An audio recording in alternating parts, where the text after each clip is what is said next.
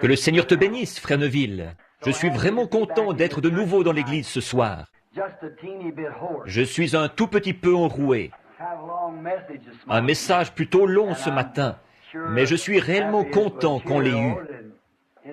J'y ai moi-même pris plaisir à la porter, et j'espère que vous avez pris plaisir à l'écouter. Maintenant, n'oubliez pas, souvenez-vous toujours de ceci, que ce sont ces choses qui construisent le serviteur de Christ. Voyez-vous, d'abord la foi, ensuite la vertu.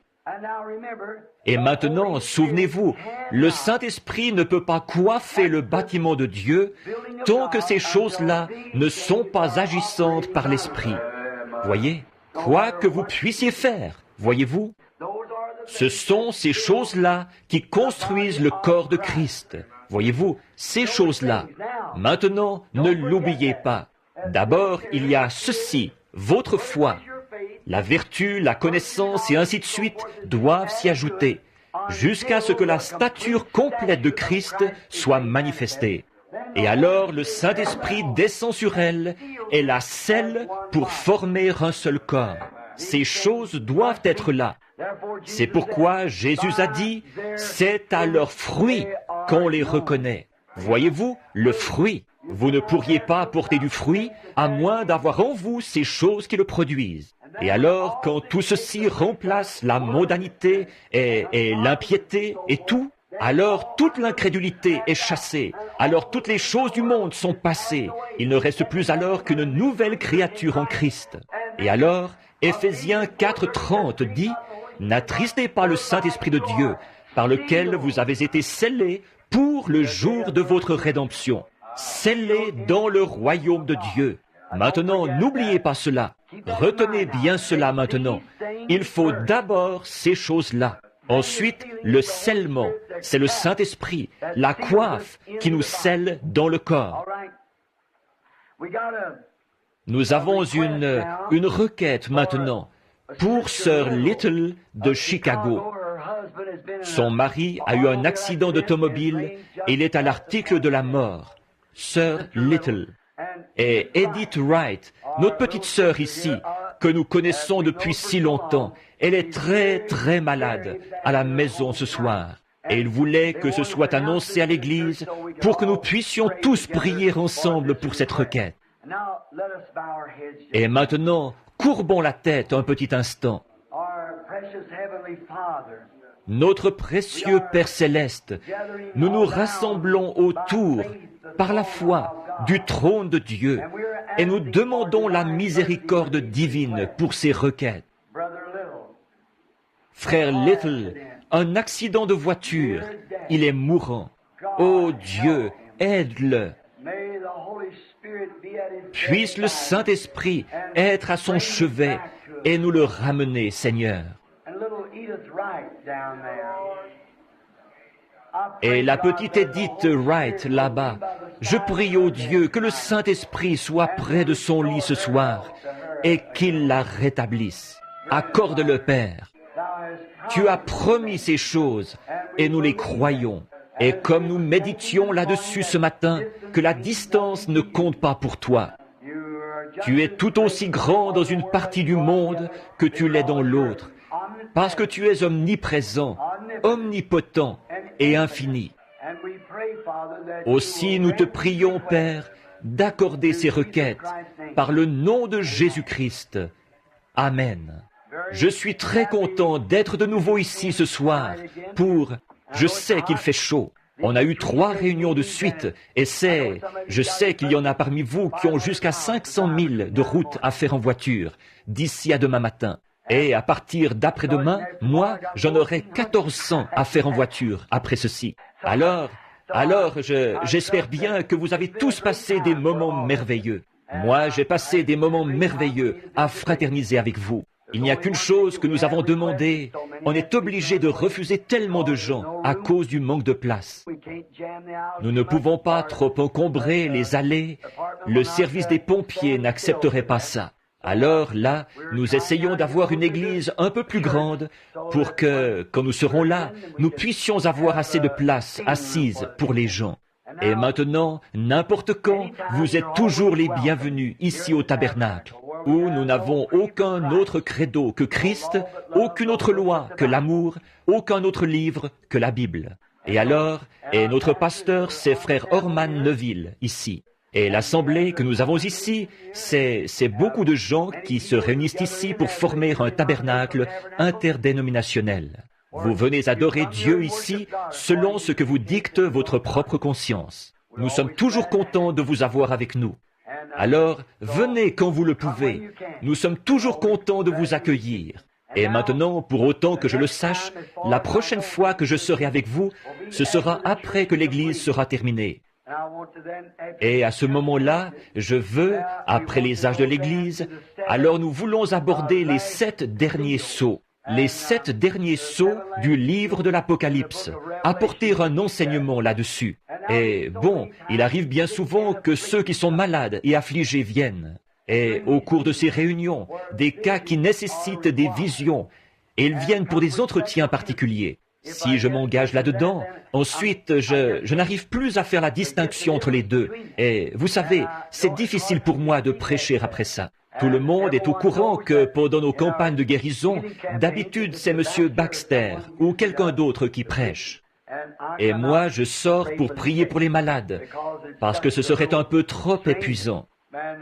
J'ai prié pour des gens il y a quelques instants, et j'ai aussi rencontré un petit enfant là que les médecins, il avait quelque chose au dos, c'est de naissance.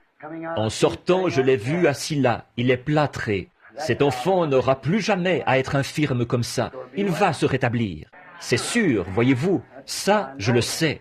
Voyez-vous, j'en suis certain. Alors, nous voulons avoir la foi et croire en Dieu. Chacun de vous, et beaucoup d'entre vous me sont inconnus, tous les ministres et tout. Si je ne me trompe pas, ici, c'est frère Grace, pas vrai? Frère Grace, je vous dois des excuses de n'être pas allé là-bas pour la dédicace. Peut-être que j'y irai pour une réunion de fin de semaine. Ce sera aussi bien, pas vrai? Là-bas, à Bloomington.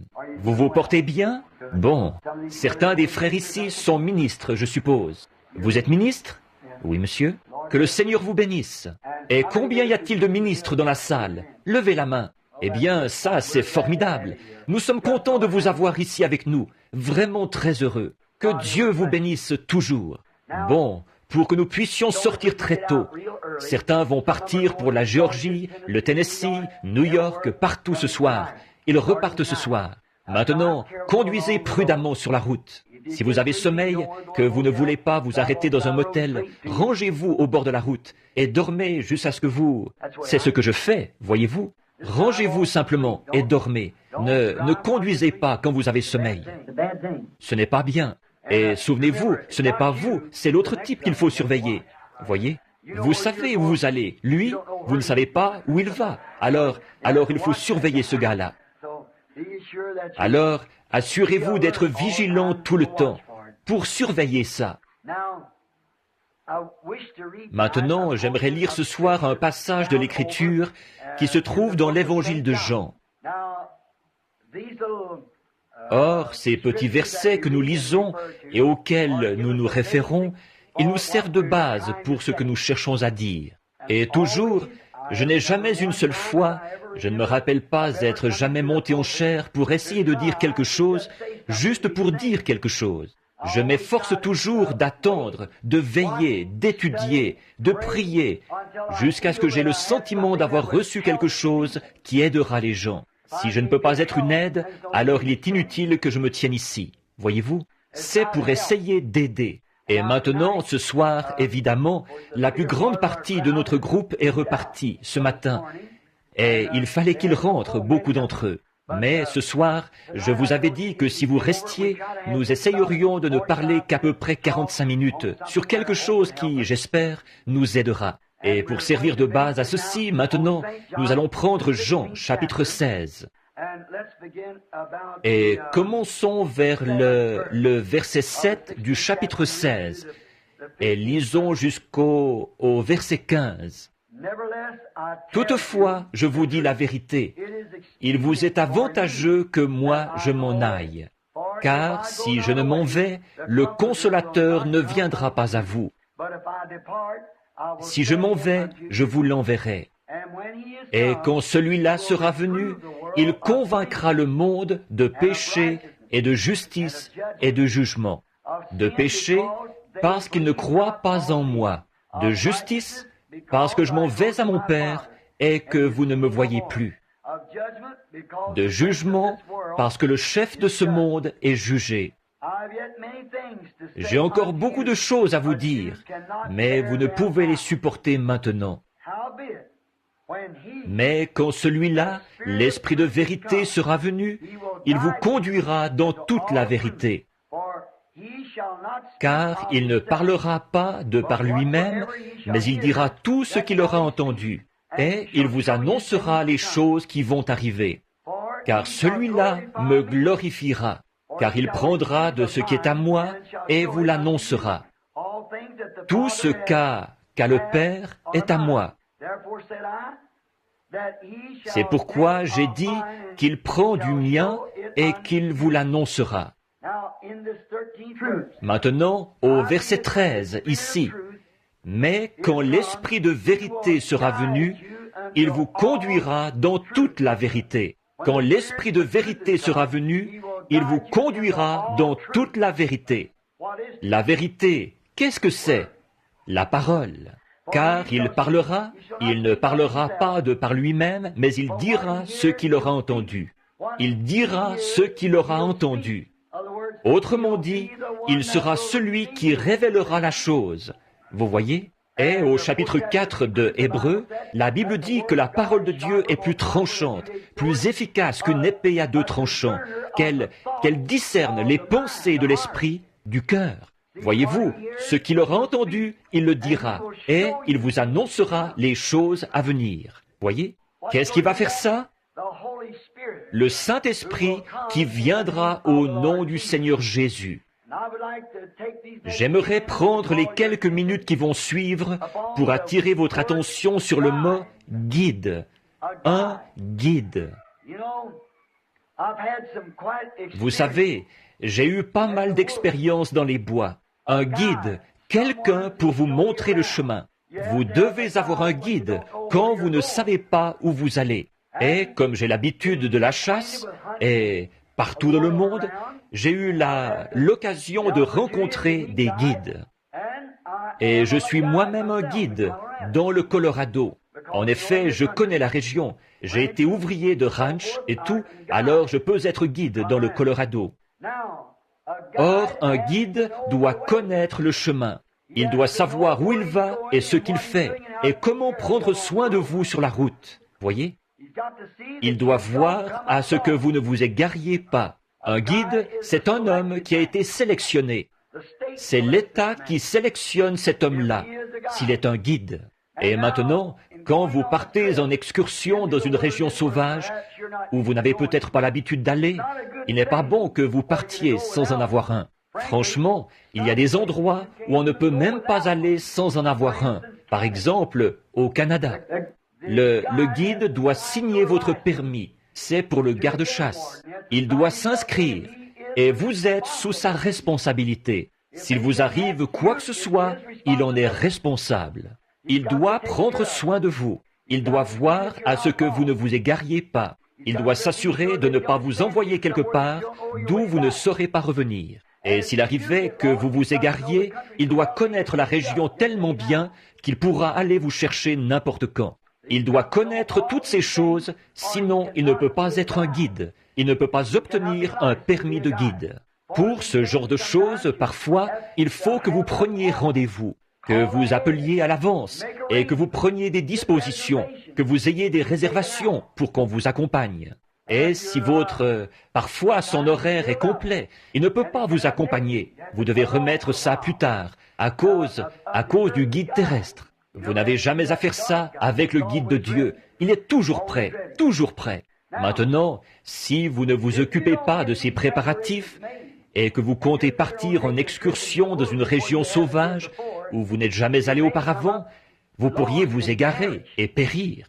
Vous avez environ 1% des chances de sortir de cette région sauvage. C'est-à-dire, s'il n'est pas trop dense, vous auriez peut-être 1% des chances d'en sortir tout seul.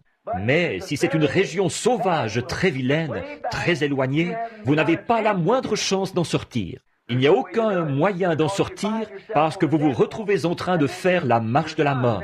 Et à ce moment-là, vous êtes fichu. À ce moment-là, vous êtes fini. Alors, et vous périrez si vous n'avez pas un guide qui connaît la région et qui sait comment revenir. Beaucoup d'entre vous ont pris connaissance de l'article, vous l'avez lu l'an dernier, là-bas, à Tucson, dans l'Arizona, ces Boy Scouts.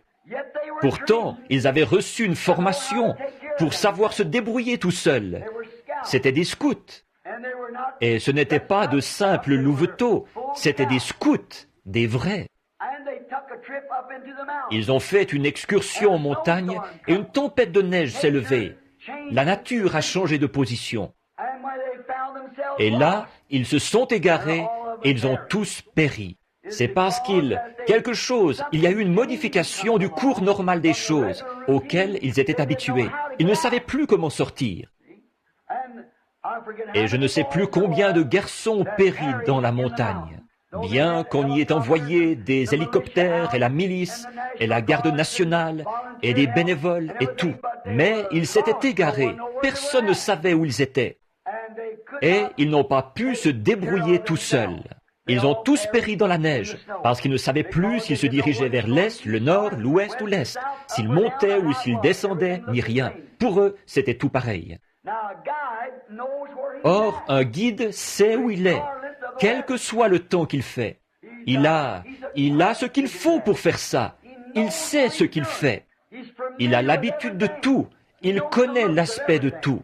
Il pourrait donc être dans l'obscurité et il pourrait tâter une certaine chose. Par exemple, voici un vieux truc de guide. Vous savez, si vous pouvez voir les étoiles, n'importe lequel d'entre vous, vous pouvez savoir dans quelle direction vous allez, si vous observez les étoiles. Et vous devez toujours observer la seule étoile véritable. Il n'y a qu'une seule étoile véritable, c'est l'étoile polaire. Voyez-vous, qu'une seule. Cet astre reste toujours à la même place.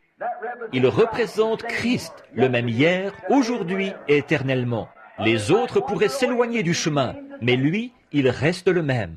Les églises pourraient vous entraîner dans cette direction-ci, ou d'autres vous entraîner dans cette direction-là, mais pas lui. Il est toujours le même. Eh bien, maintenant, si vous ne pouvez pas voir cette étoile polaire, que c'est nuageux, à ce moment-là, vous n'avez qu'à remarquer, s'il fait jour et que vous êtes égaré, vous n'avez qu'à bien regarder les arbres. L'arbre, il a toujours, la mousse est sur le côté de l'arbre qui est au nord, parce que le côté de l'arbre qui est au sud est plus exposé au soleil que le côté qui est au nord.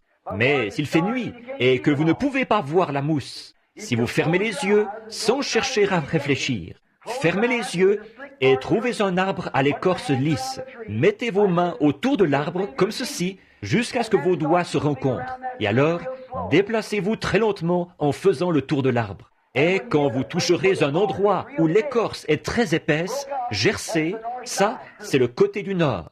Les vents, alors vous pouvez savoir dans quelle direction vous allez, au nord ou au sud. Et ainsi, il y a bien des choses, mais il faut être guide pour savoir faire ces choses. Un simple homme ordinaire irait là et il dirait, « Pour moi, au toucher, il n'y a pas de différence. » Voyez-vous, vous devez être formé pour ce travail de guide.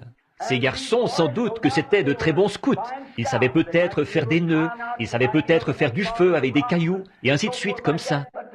Mais de savoir par où sortir, c'est ça qu'il faut.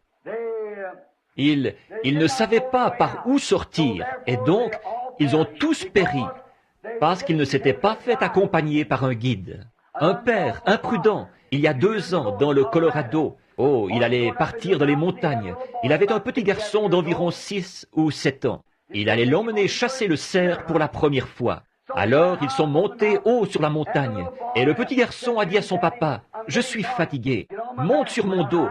Nous ne sommes pas encore assez haut. Les cerfs sont dans les hauteurs. » Et l'homme a continué, jusqu'à ce qu'il ne savait pas, c'était un homme de la ville.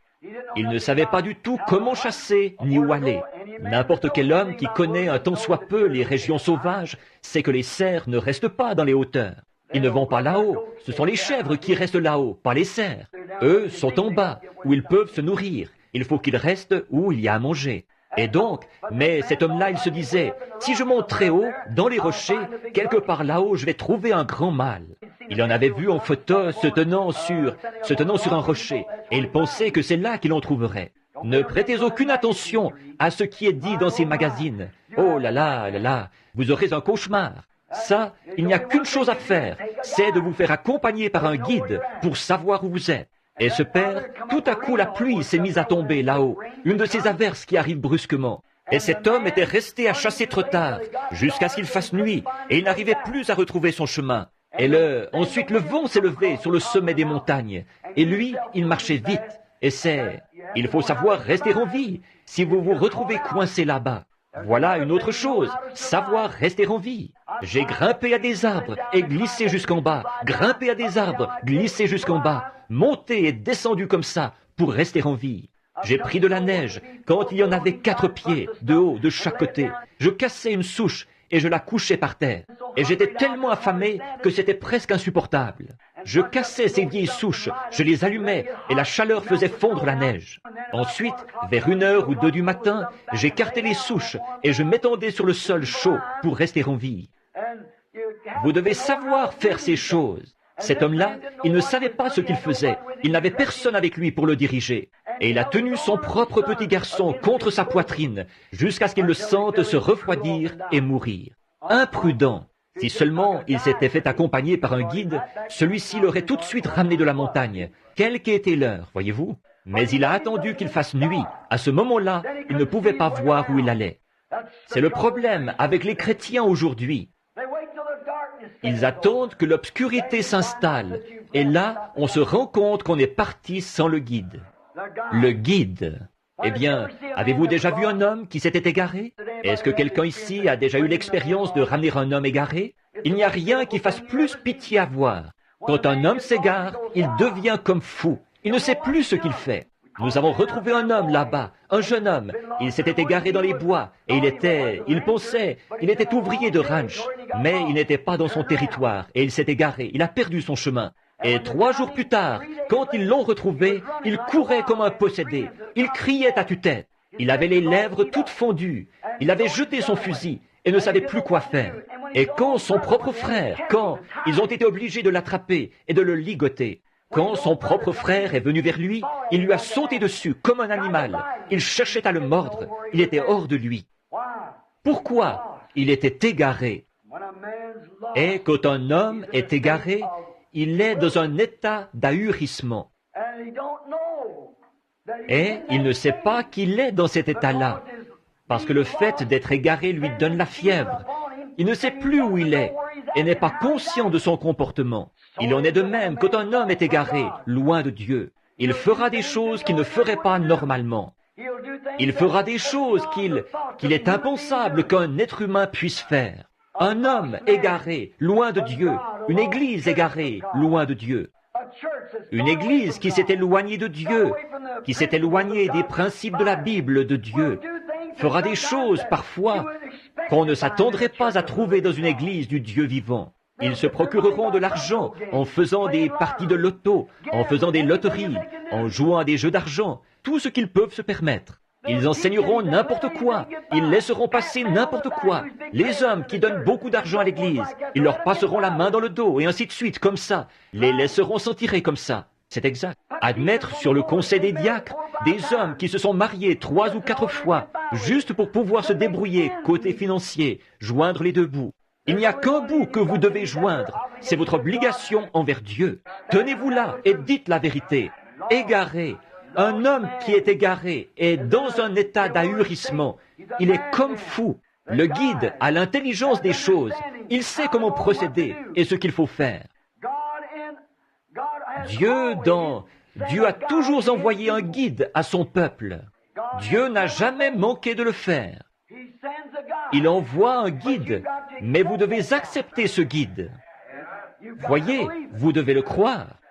Vous devez prendre la direction qu'il vous dicte. Si vous allez dans une région sauvage et que votre guide dit « Nous prendrons cette direction-ci », mais vous pensez que c'est cette direction-là qu'il faut prendre, vous allez vous égarer.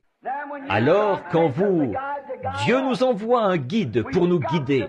Nous devons suivre ce guide. Peu importe ce que nous pensons, ce qui semble raisonnable et ce qui semble ridicule, nous ne sommes pas à même d'en juger. Ça, c'est l'affaire du guide et de lui seul. Dieu, dans l'Ancien Testament, il a envoyé des prophètes. C'étaient des guides. Puisque la parole du Seigneur est venue aux prophètes, c'étaient des guides.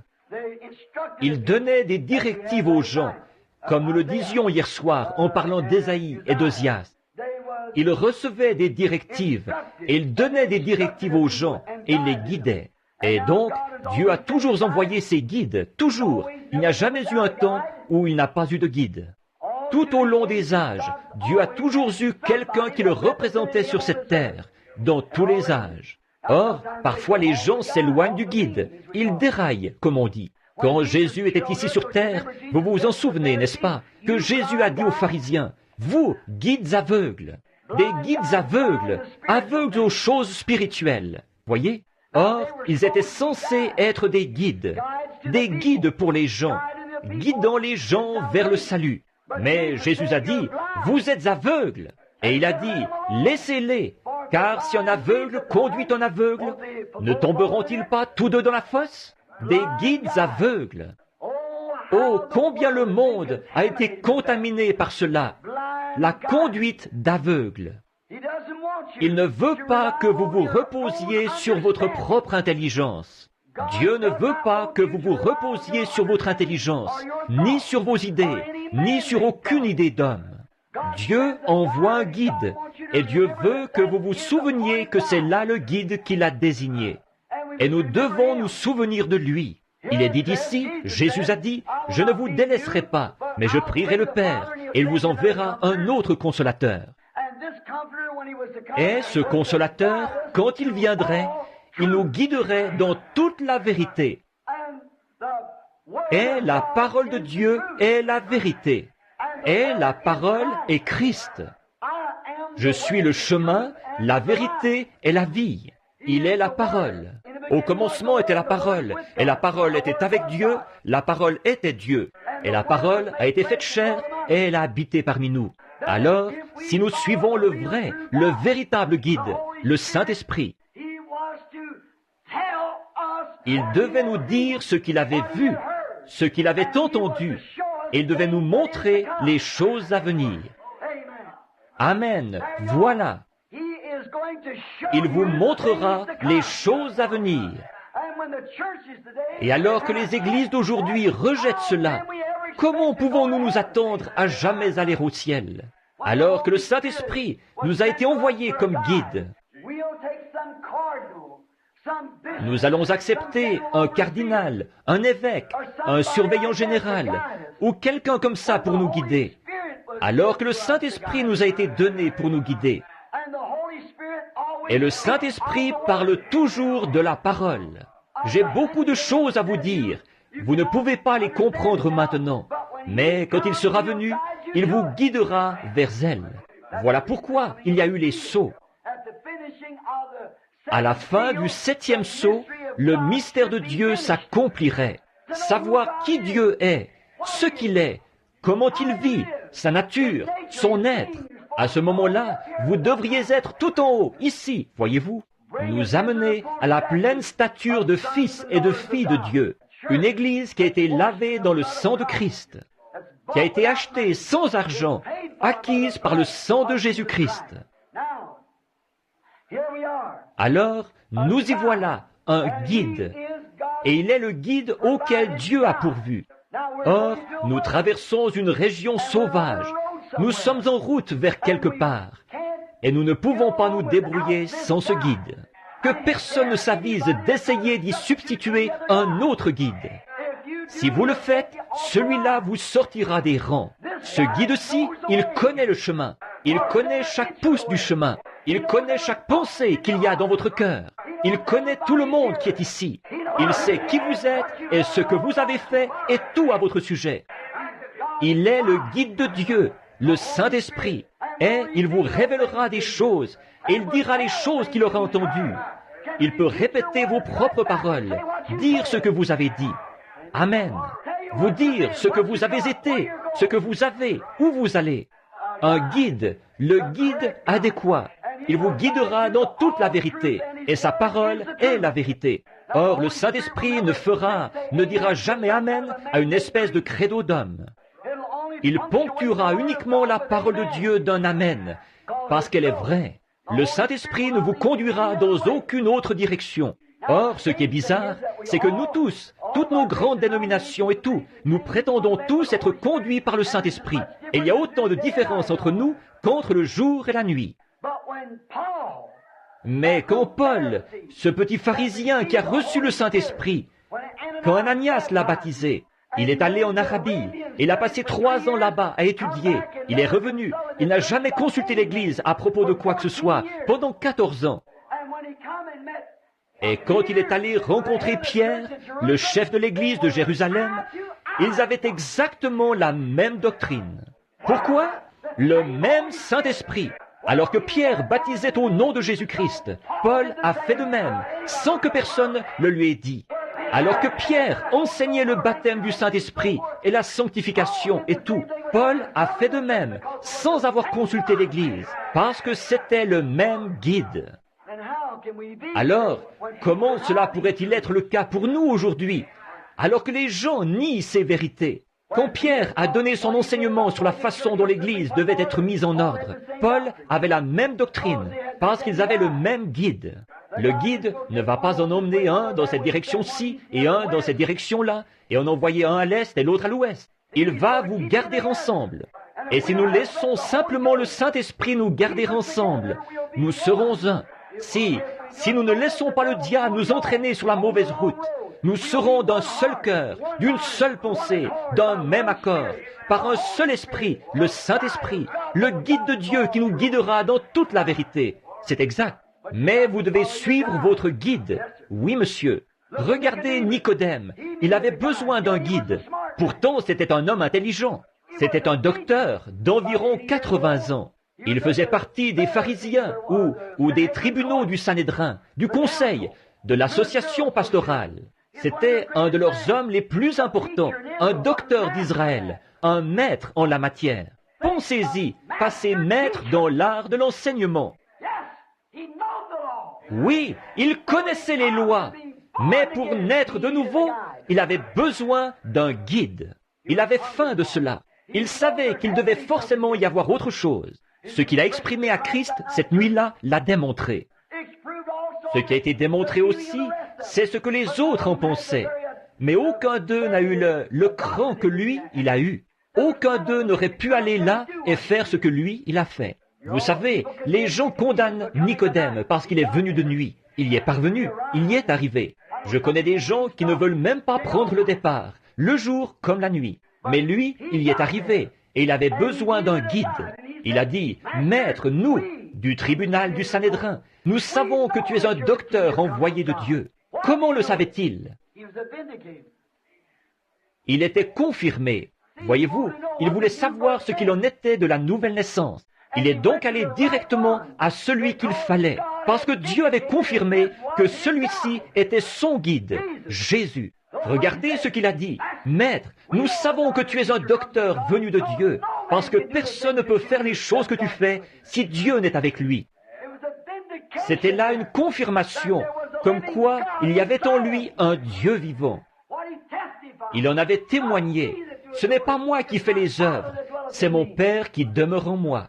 En vérité, je vous le dis, le Fils ne peut rien faire de lui-même, mais ce qu'il voit faire au Père, le Fils aussi le fait pareillement. Le Père agit, et moi aussi j'agis jusqu'à maintenant. Autrement dit, Dieu lui montrait quoi faire, et il allait tout simplement reproduire les gestes. Il ne faisait rien tant que Dieu ne lui avait pas dit de le faire. Amen. Ça, ce sont vraiment les faits, tels quels. Si seulement nous agissions et attendions que le Saint-Esprit nous pousse à agir, c'est ça.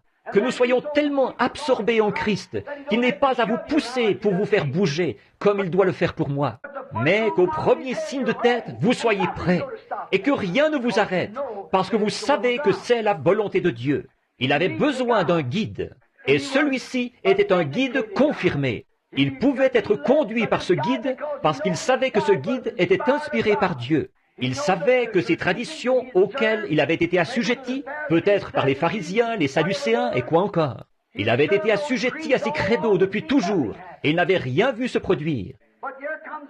Mais voilà un homme qui arrive.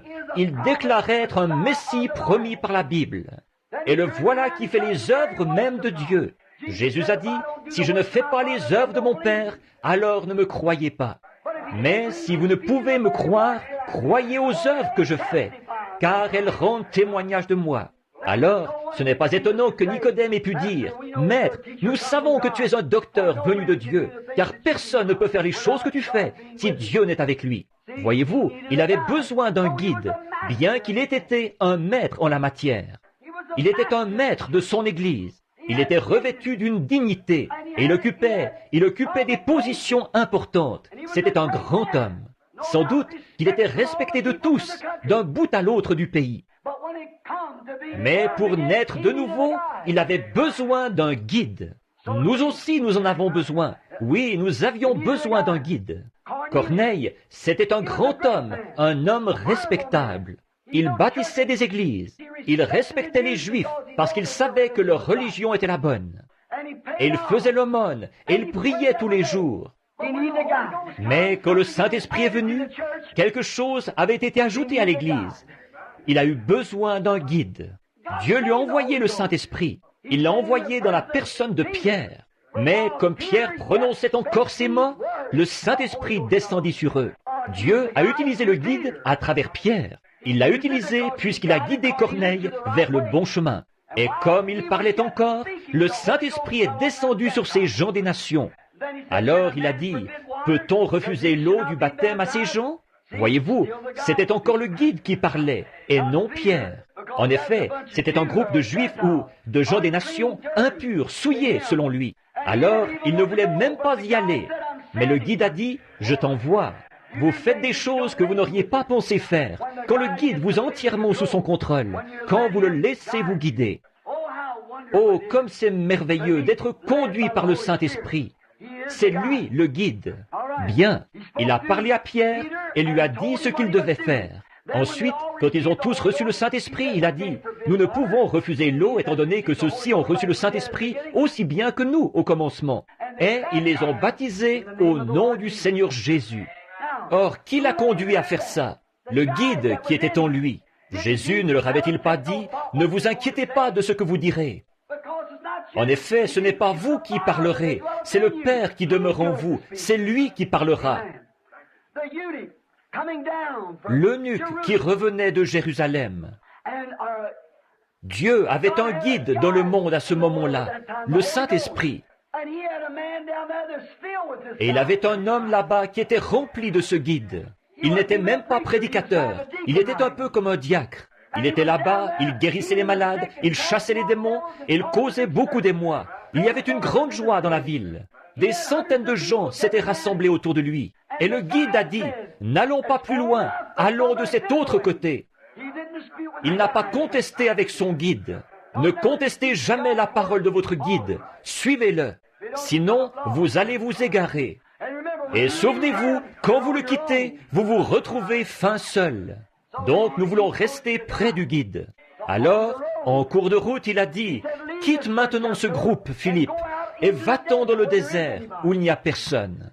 Mais je t'envoie là-bas, et il y aura quelqu'un là-bas quand je t'y aurai emmené. » Et voilà un eunuque solitaire qui arrive. C'était un homme important, au service de la reine, là-bas en Éthiopie. Donc, il passait par là en lisant le livre d'Ésaïe.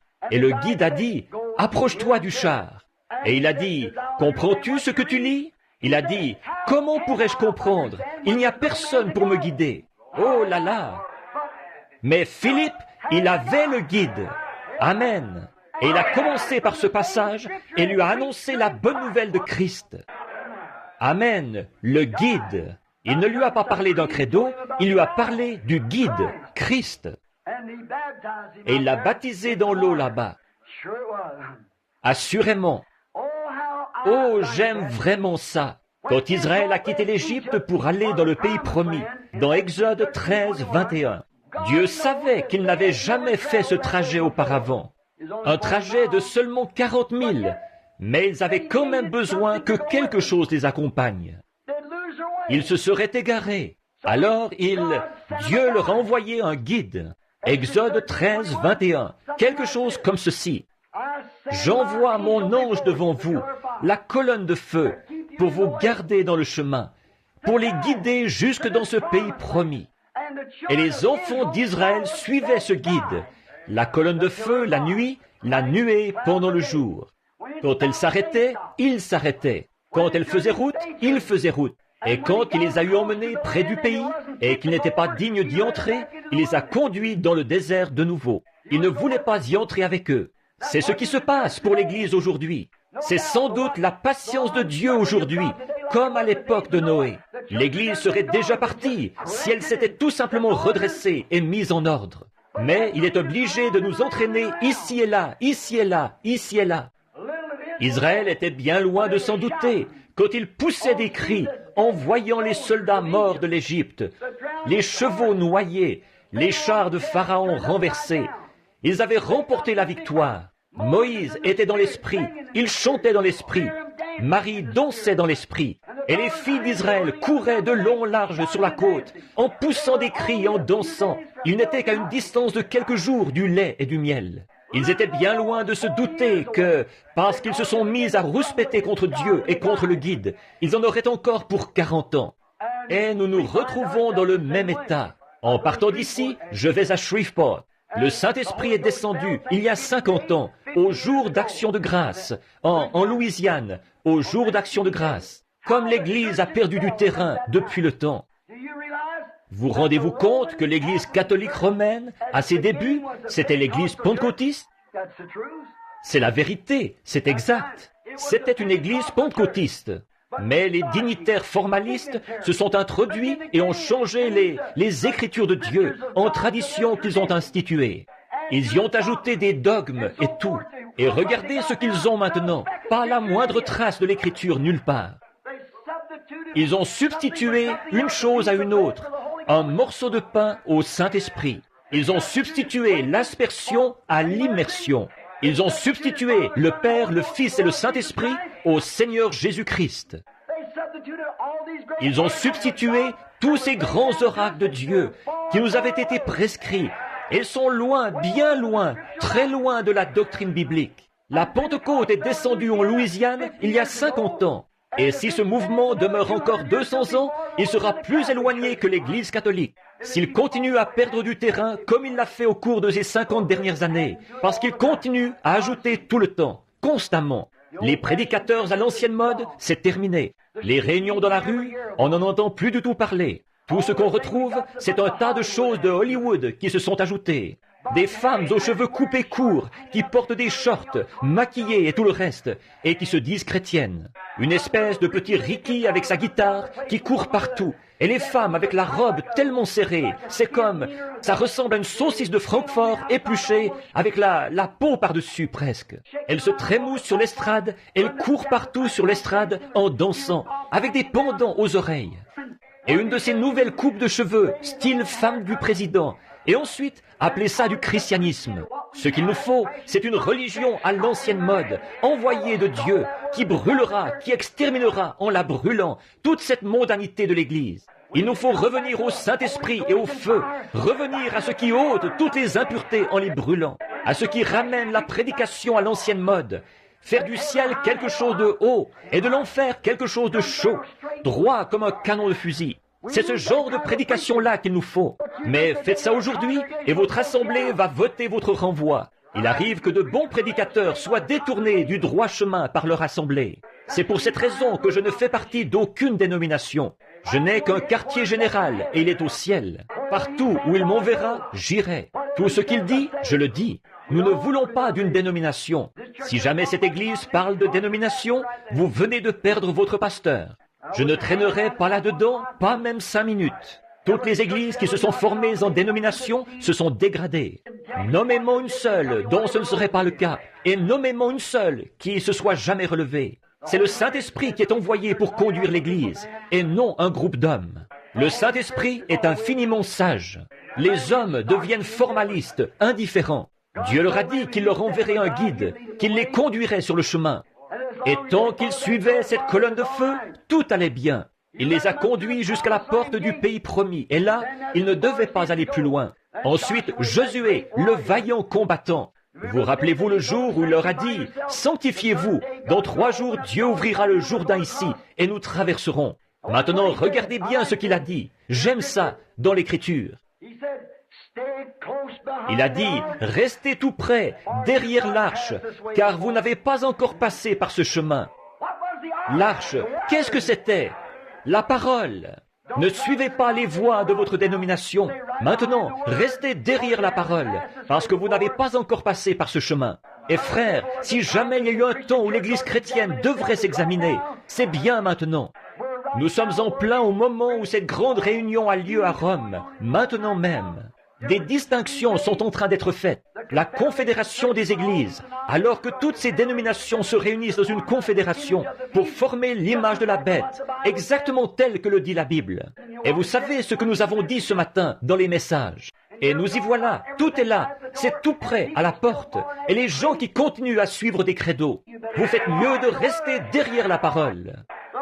La parole vous conduira de l'autre côté, parce que la parole est Christ. Et Christ est Dieu, et Dieu est le Saint-Esprit. Restez derrière la parole. Oh oui, monsieur, restez avec ce guide. Restez juste derrière lui. Ne le devancez pas, restez derrière lui. Laissez-le vous conduire, que ce ne soit pas vous qui le conduisiez. Laissez-le faire. Josué a dit, maintenant, vous n'avez encore jamais passé par ce chemin. Vous ne connaissez rien de cette route. C'est ça le problème aujourd'hui. Vous n'avez pas besoin d'un guide pour vous guider sur le chemin spacieux. Oh, vous en connaissez toutes les ruelles et tout le reste. Le chemin du péché, vous le connaissez d'un bout à l'autre. Il n'y a pas, oh, ce n'est pas d'hier que vous êtes sur celui-là. Vous n'avez besoin de personne pour vous en parler. Vous en connaissez tous les raccourcis. C'est exact. Tous les péchés, vous connaissez tout là-dessus. Personne n'a à vous dire comment voler. Vous le savez, ça. Personne n'a à vous dire comment blasphémer. Vous le savez, ça. Personne n'a à vous dire comment faire des vilaines choses, parce que c'est affiché sur tous les arbres, partout. Mais souvenez-vous, vous qui êtes chrétiens, vous êtes passés de l'autre côté. Vous êtes dans un autre pays. Vous êtes nés de nouveau. Vous êtes dans le pays, un pays céleste. Vous êtes dans le pays promis. Vous pouvez regarder, vous savez vous débrouiller ici. Oh, ça oui. Vous savez quoi faire avec un certain jeu aux cartes. Vous connaissez les dés quand ils roulent, ce que ça veut dire, et tout ce qu'il y a dans le genre. Mais quand il s'agit de connaître la sainteté et la justice et la puissance de Dieu, et la façon dont le Saint-Esprit agit et ce qu'il fait, vous faites mieux de rester derrière la parole, le guide. Voyez, vous n'avez encore jamais passé par ce chemin. Eh bien, vous dites, j'étais un homme assez intelligent, j'ai eu 2 diplômes universitaires. Vous faites mieux d'oublier ça. Oui, monsieur. J'ai fait mes études au séminaire. Vous faites mieux d'oublier ça. Oui. Vous faites mieux de rester derrière le guide. Laissez-le vous conduire. Il connaît le chemin, pas vous. Vous n'avez pas encore passé par ce chemin. Eh bien, vous dites, eux, oui. Voyons voir s'ils l'ont fait. Jésus a dit, ceux qui auront passé par ce chemin, voici les signes qui les accompagneront. En mon nom, ils chasseront les démons, ils parleront de nouvelles langues, qu'ils saisissent des serpents ou boivent des breuvages mortels, ils ne leur feront pas de mal. S'ils imposent les mains aux malades, les malades seront guéris. La plupart d'entre eux refusent cela, le nient, déclarent que ce n'est même pas inspiré. Ils ne suivent pas le guide, ils suivent un credo d'homme. Vous faites mieux de rester derrière la parole, parce que vous n'avez pas passé par ce chemin, vous savez. Mais vous êtes nés de nouveau, et vous avez part à la sainteté par cette naissance. Vous n'avez pas encore passé par ce chemin. Vous n'avez pas... Si vous passez par ce chemin, vous devez y passer dans la sainteté, parce que c'est un pays nouveau, une vie nouvelle, un peuple nouveau. Vous viendrez à l'église, et vous entendrez quelqu'un se lever et crier à tue-tête, « Gloire à Dieu! Alléluia !» Mais vous direz, « Bonté, ça ne se faisait pas dans mon église, ça. Je vais me lever et sortir. » Voyez, faites attention. Restez derrière la parole, là. Laissez le guide vous conduire. Il vous guidera dans toute la vérité et vous révélera ces choses dont je vous ai parlé. Il vous les montrera. Il vous annoncera les choses à venir. Le guide véritable. Ne consultez pas l'évêque. Consultez le guide. Ne consultez personne d'autre que le guide. C'est lui qui a été envoyé pour vous guider. C'est lui qui le fera. Dieu vous a pourvu d'un guide. Prenez le moyen pourvu par Dieu. Le problème aujourd'hui, c'est que les gens, ils viennent à l'église. Ils s'y assoient pendant quelques instants et il se passe quelque chose dont ils n'ont pas l'habitude. J'ai admiré une petite dame qui vient d'une église froide, formaliste. Je viens de prier pour elle. Dieu va guérir cette petite femme. Elle ne comprenait pas ceci, elle ne savait rien de toutes ces choses. Elle est venue, elle a dit, elle ne savait pas. Mais je lui avais dit, venez me voir. Elle était un peu timide et craintive, mais le guide lui répétait sans arrêt, avance. Elle y est arrivée, c'est ça. Voyez-vous, c'est grâce au Saint-Esprit qui nous guide vers ces choses. Voyez-vous, Dieu a un moyen auquel il a pourvu. Est-ce que vous avez-vous remarqué les oies sauvages qui passent au-dessus de nous, les canards qui s'en vont au sud? Eh bien, souvenez-vous, là, ce petit canard est né sur un étang quelque part, là-haut. Il ne distingue pas l'est, le nord, l'ouest et le sud. Tout ce qu'il connaît, c'est cet étang qu'il y a là-haut dans les montagnes du Canada. Il n'a jamais quitté cet étang, mais dès sa naissance, il était un chef. Ce petit canard mâle, là, est né pour être un chef. À un moment donné, une nuit, il y a une grosse chute de neige sur le sommet des montagnes. Qu'est-ce qui arrive? Cette brise froide, elle descend là. Je peux l'imaginer, tout frissonnant. Il dit, « Maman, qu'est-ce que ça veut dire ?» Voyez-vous, il n'a encore jamais senti le froid. Il commence à remarquer autour. Il commence à remarquer le tour de l'étang. Ça commence à geler. La glace se forme sur l'étang. Il ne sait pas, mais tout à coup, il est né pour être le guide de cette bande de canards. Il va s'élancer au milieu de l'étang au moment où cela le saisit. Vous pouvez appeler ça comme vous voulez. Nous, on appelle ça l'inspiration. Ou vous pouvez appeler ça de l'instinct, tout simplement. Ce que ça peut être. Il va pédaler vers le milieu de l'étang et, avec son petit bec en l'air, il va se mettre à crier « Coin, coin, coin, coin » et tous les canards de l'étang vont venir directement à lui. Pourquoi? Ils reconnaissent leur chef. Rien qu'à son coin, coin.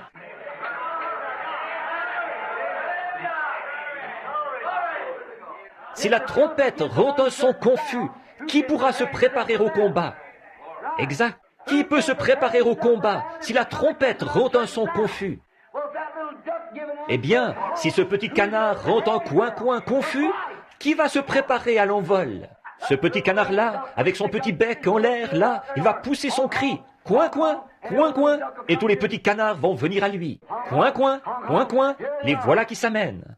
Ils auront tout un jubilé au milieu de cet étang-là, et tourner, et tourner, et tourner. Au bout d'un moment, il sent quelque chose en lui qui agit. Il faut qu'il parte.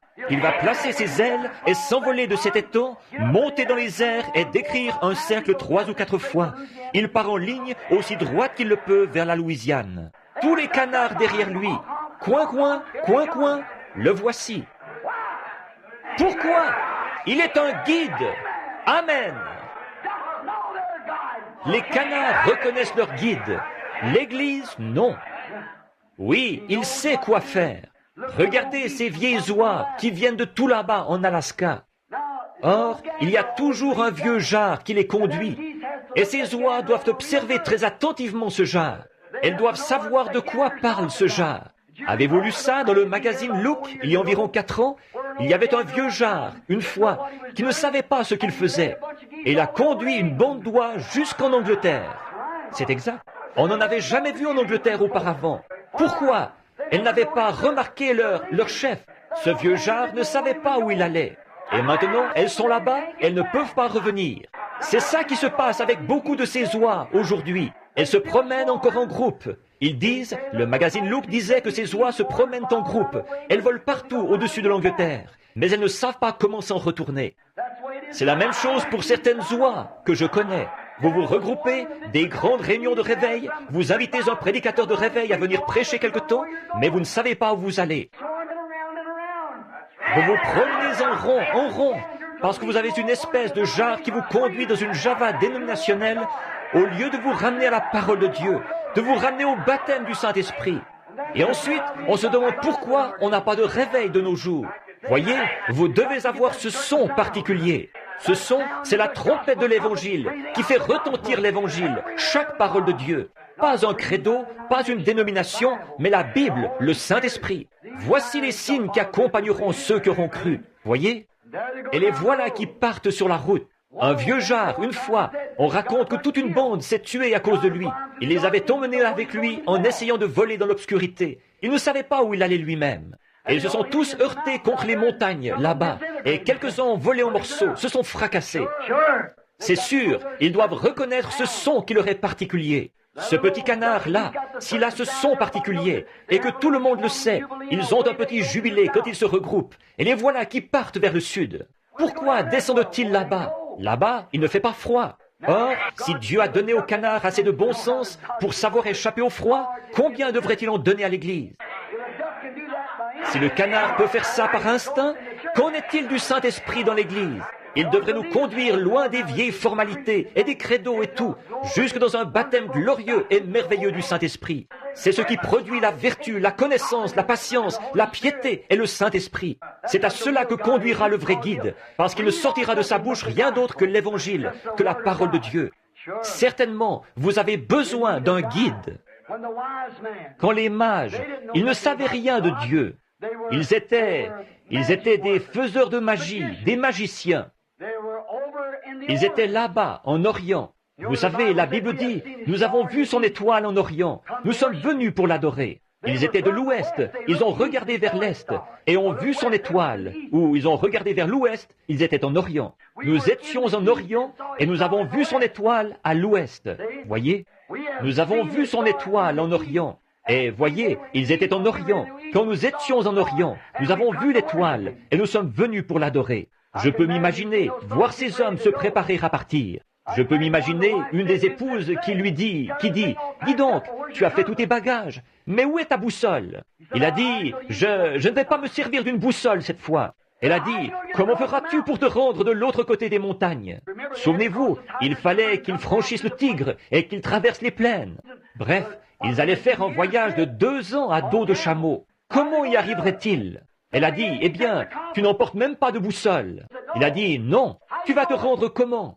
Je vais me rendre par le moyen pourvu par Dieu. Cette étoile là-bas va me conduire vers ce roi. C'est ça. Nous avons vu son étoile en Orient et nous l'avons suivi jusqu'ici dans l'Ouest pour venir l'adorer. Où est-il? Ils ont suivi le moyen pourvu par Dieu.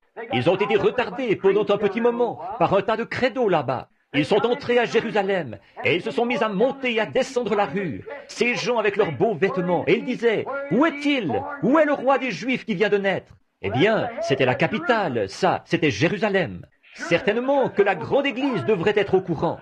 Où est-il? Où est le roi des Juifs qui vient de naître? Nous avons vu son étoile en Orient. Nous sommes venus pour l'adorer. Où est-il? Mais ils sont allés consulter le pasteur un tel et le souverain sacrificateur un tel. Aucun d'eux n'était au courant. Mais il est né, celui qui est le roi des Juifs. Où est-il? Ils ne savaient pas. Par contre, il y avait un groupe de bergers là-bas, sur le versant d'une colline, qui jubilaient au possible, oui monsieur, parce qu'eux étaient venus en suivant le moyen pourvu par Dieu. Donc, ils sont restés là, et tout à coup, il a dit, je vais vous dire ce qu'on devrait faire. On devrait réunir le conseil. Ils ont donc convoqué le conseil du Sanhédrin et ils se demandaient s'ils en avaient entendu parler. Non, nous n'en savions rien. C'est la même chose aujourd'hui. Ils ne savent rien de ce guide, de ce Saint-Esprit qui guérit, qui remplit, qui sauve, qui va revenir. Le guide qui nous a annoncé toutes ces choses qui sont arrivées et nous sommes en plein dedans. Celui qui discerne les pensées du cœur. Ils n'en savent rien. Ils appellent cela de la télépathie ou quelque chose. Ils ne savent pas quoi en dire. Donc, vous voyez, ces mages, tant que... Souvenez-vous, quand ils sont entrés à Jérusalem, l'étoile est disparue. Et tant que vous vous en remettrez aux credos et aux hommes des dénominations pour qu'ils vous conduisent à Dieu, le secours de Dieu vous quittera. Mais quand ils en ont eu par-dessus la tête de tout ça, et qu'ils les ont laissés de côté, qu'ils ont laissé de côté les credos et les dénominations de ces Juifs, et qu'ils sont sortis de Jérusalem, alors l'étoile est réapparue. Et ils ont été saisis d'une très grande joie. Ils ont revu le guide. Oh, l'effet que ça fait de se retrouver dans une vieille église froide et formaliste, et après de retourner à une bonne église enflammée. De voir la conduite du guide, ça fait toute une différence. Oui, nous avons vu son étoile en Orient, et nous sommes venus pour l'adorer. Josué leur a dit, maintenant suivez l'arche, parce que vous n'avez encore jamais passé par ce chemin. Dieu ne permettra pas que cette arche aille ailleurs que dans le bon chemin. Tout le monde l'a suivie, et voilà, elle a traversé le Jourdain. C'est la même chose aujourd'hui par le Saint-Esprit. Oui, monsieur. La seule façon pour nous de savoir s'il s'agit du Saint-Esprit ou pas, nous voyons nous en voyons les manifestations qui confirment la parole de Dieu. Il n'y a pas longtemps, là, un groupe de frères avait du sang et de l'huile. Bon, c'est en ordre, si c'est comme ça qu'ils veulent faire. À mon avis, ce n'est pas une confirmation, ça. Il faut une confirmation par l'Écriture. Voyez-vous? Pourvu que cela confirme ce que Dieu a dit, c'est en ordre. Il disait, c'est pour ça que vous avez le Saint-Esprit. C'est parce que vous avez eu de l'huile dans la main. Or ça, je ne peux pas l'accepter. Voyez? Non, je ne crois pas que l'huile ait quoi que ce soit à y voir. Et si ce sang-là va guérir et donner le salut, qu'est-il arrivé au sang de Jésus-Christ? Si cette huile-là guérit, qu'en est-il de ces meurtrissures? Voyez? J'aime quand c'est le guide qui vient, qui vous conduit à la vérité de la parole. À ce moment-là, vous savez que vous vous dirigez droit vers le but et que vous êtes prêt pour le compte à rebours. C'est exact, vous vous préparez à vous envoler. Oui, monsieur. Oui, parce que quoi? Le guide est celui qui rend la chose réelle. J'ai un passage de l'Écriture ici. J'avais donné ces passages de l'Écriture, mais je voudrais lire celui-ci. C'est 2 Pierre, chapitre 1, verset 21. Car ce n'est pas par une volonté d'homme qu'une prophétie a jamais été apportée, mais c'est poussé par le Saint-Esprit que par des hommes saints ont parlé de la part de Dieu. Comment la prophétie a-t-elle été apportée? Non par une volonté d'homme, des credos dénominationnels, mais par la volonté de Dieu, quand des hommes saints ont été poussés par le Saint-Esprit. Il a toujours été le guide de Dieu. C'était le Saint-Esprit qui était dans cette colonne de feu. C'était le Saint-Esprit. Tout le monde sait que c'était Christ. Moïse a quitté l'Égypte. Il a regardé l'opprobre de Christ comme une richesse plus grande que les trésors de l'Égypte. C'était Christ. Eh bien, quand ils étaient là à dire, « Eh bien, tu dis que tu es, mais tu n'as pas plus de 50 ans, et tu dis que tu as vu Abraham. » Il a dit, « Avant qu'Abraham fût, je suis. Je suis est celui qui a rencontré Moïse dans la colonne de feu dans un buisson ardent. » Oui, monsieur, il était Dieu fait chair.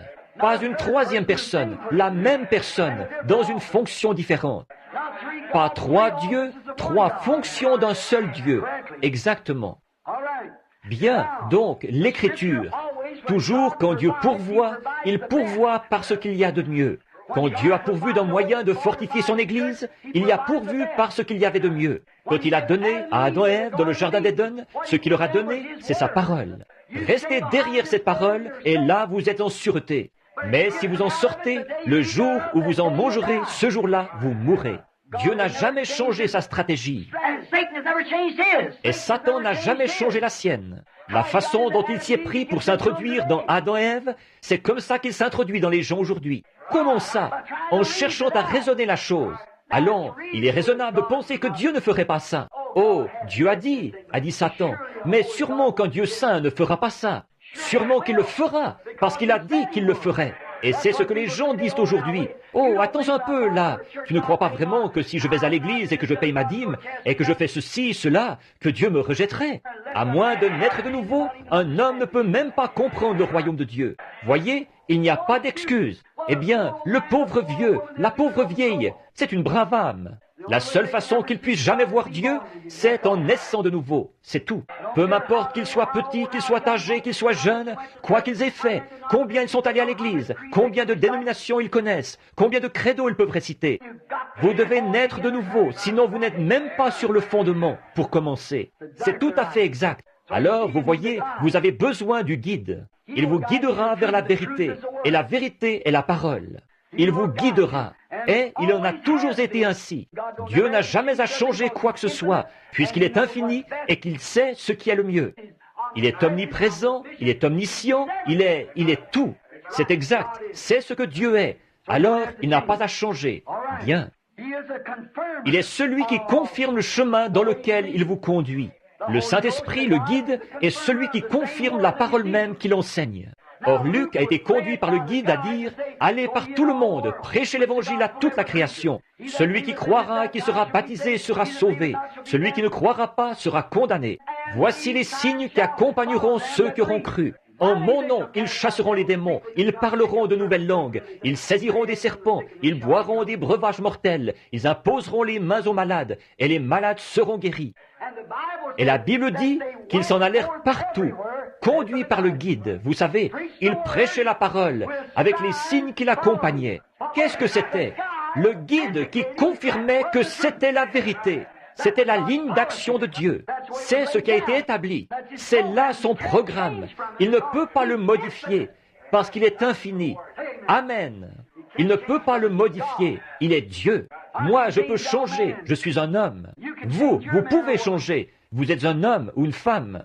Mais Dieu ne peut pas changer. Je suis limité. Je peux faire des erreurs et dire des choses qu'il ne faut pas. Nous le pouvons tous. Mais Dieu ne peut pas le faire et être Dieu. Sa première décision est parfaite. La façon dont Dieu agit quand il passe à l'action, c'est de cette façon qu'il doit agir chaque fois. S'il est appelé à passer à l'action pour sauver un pécheur, il le sauvera sur la base d'une seule chose. La prochaine fois qu'un pécheur se présentera, il devra agir de la même façon. Sinon, il n'aurait pas agi comme il faut la première fois. Amen. Je l'aime. Je sais que c'est la vérité. J'ai 53 ans. Il y a 33 ans et demi que je prêche l'évangile ici. Pas une seule fois, je n'ai vu cela faillir.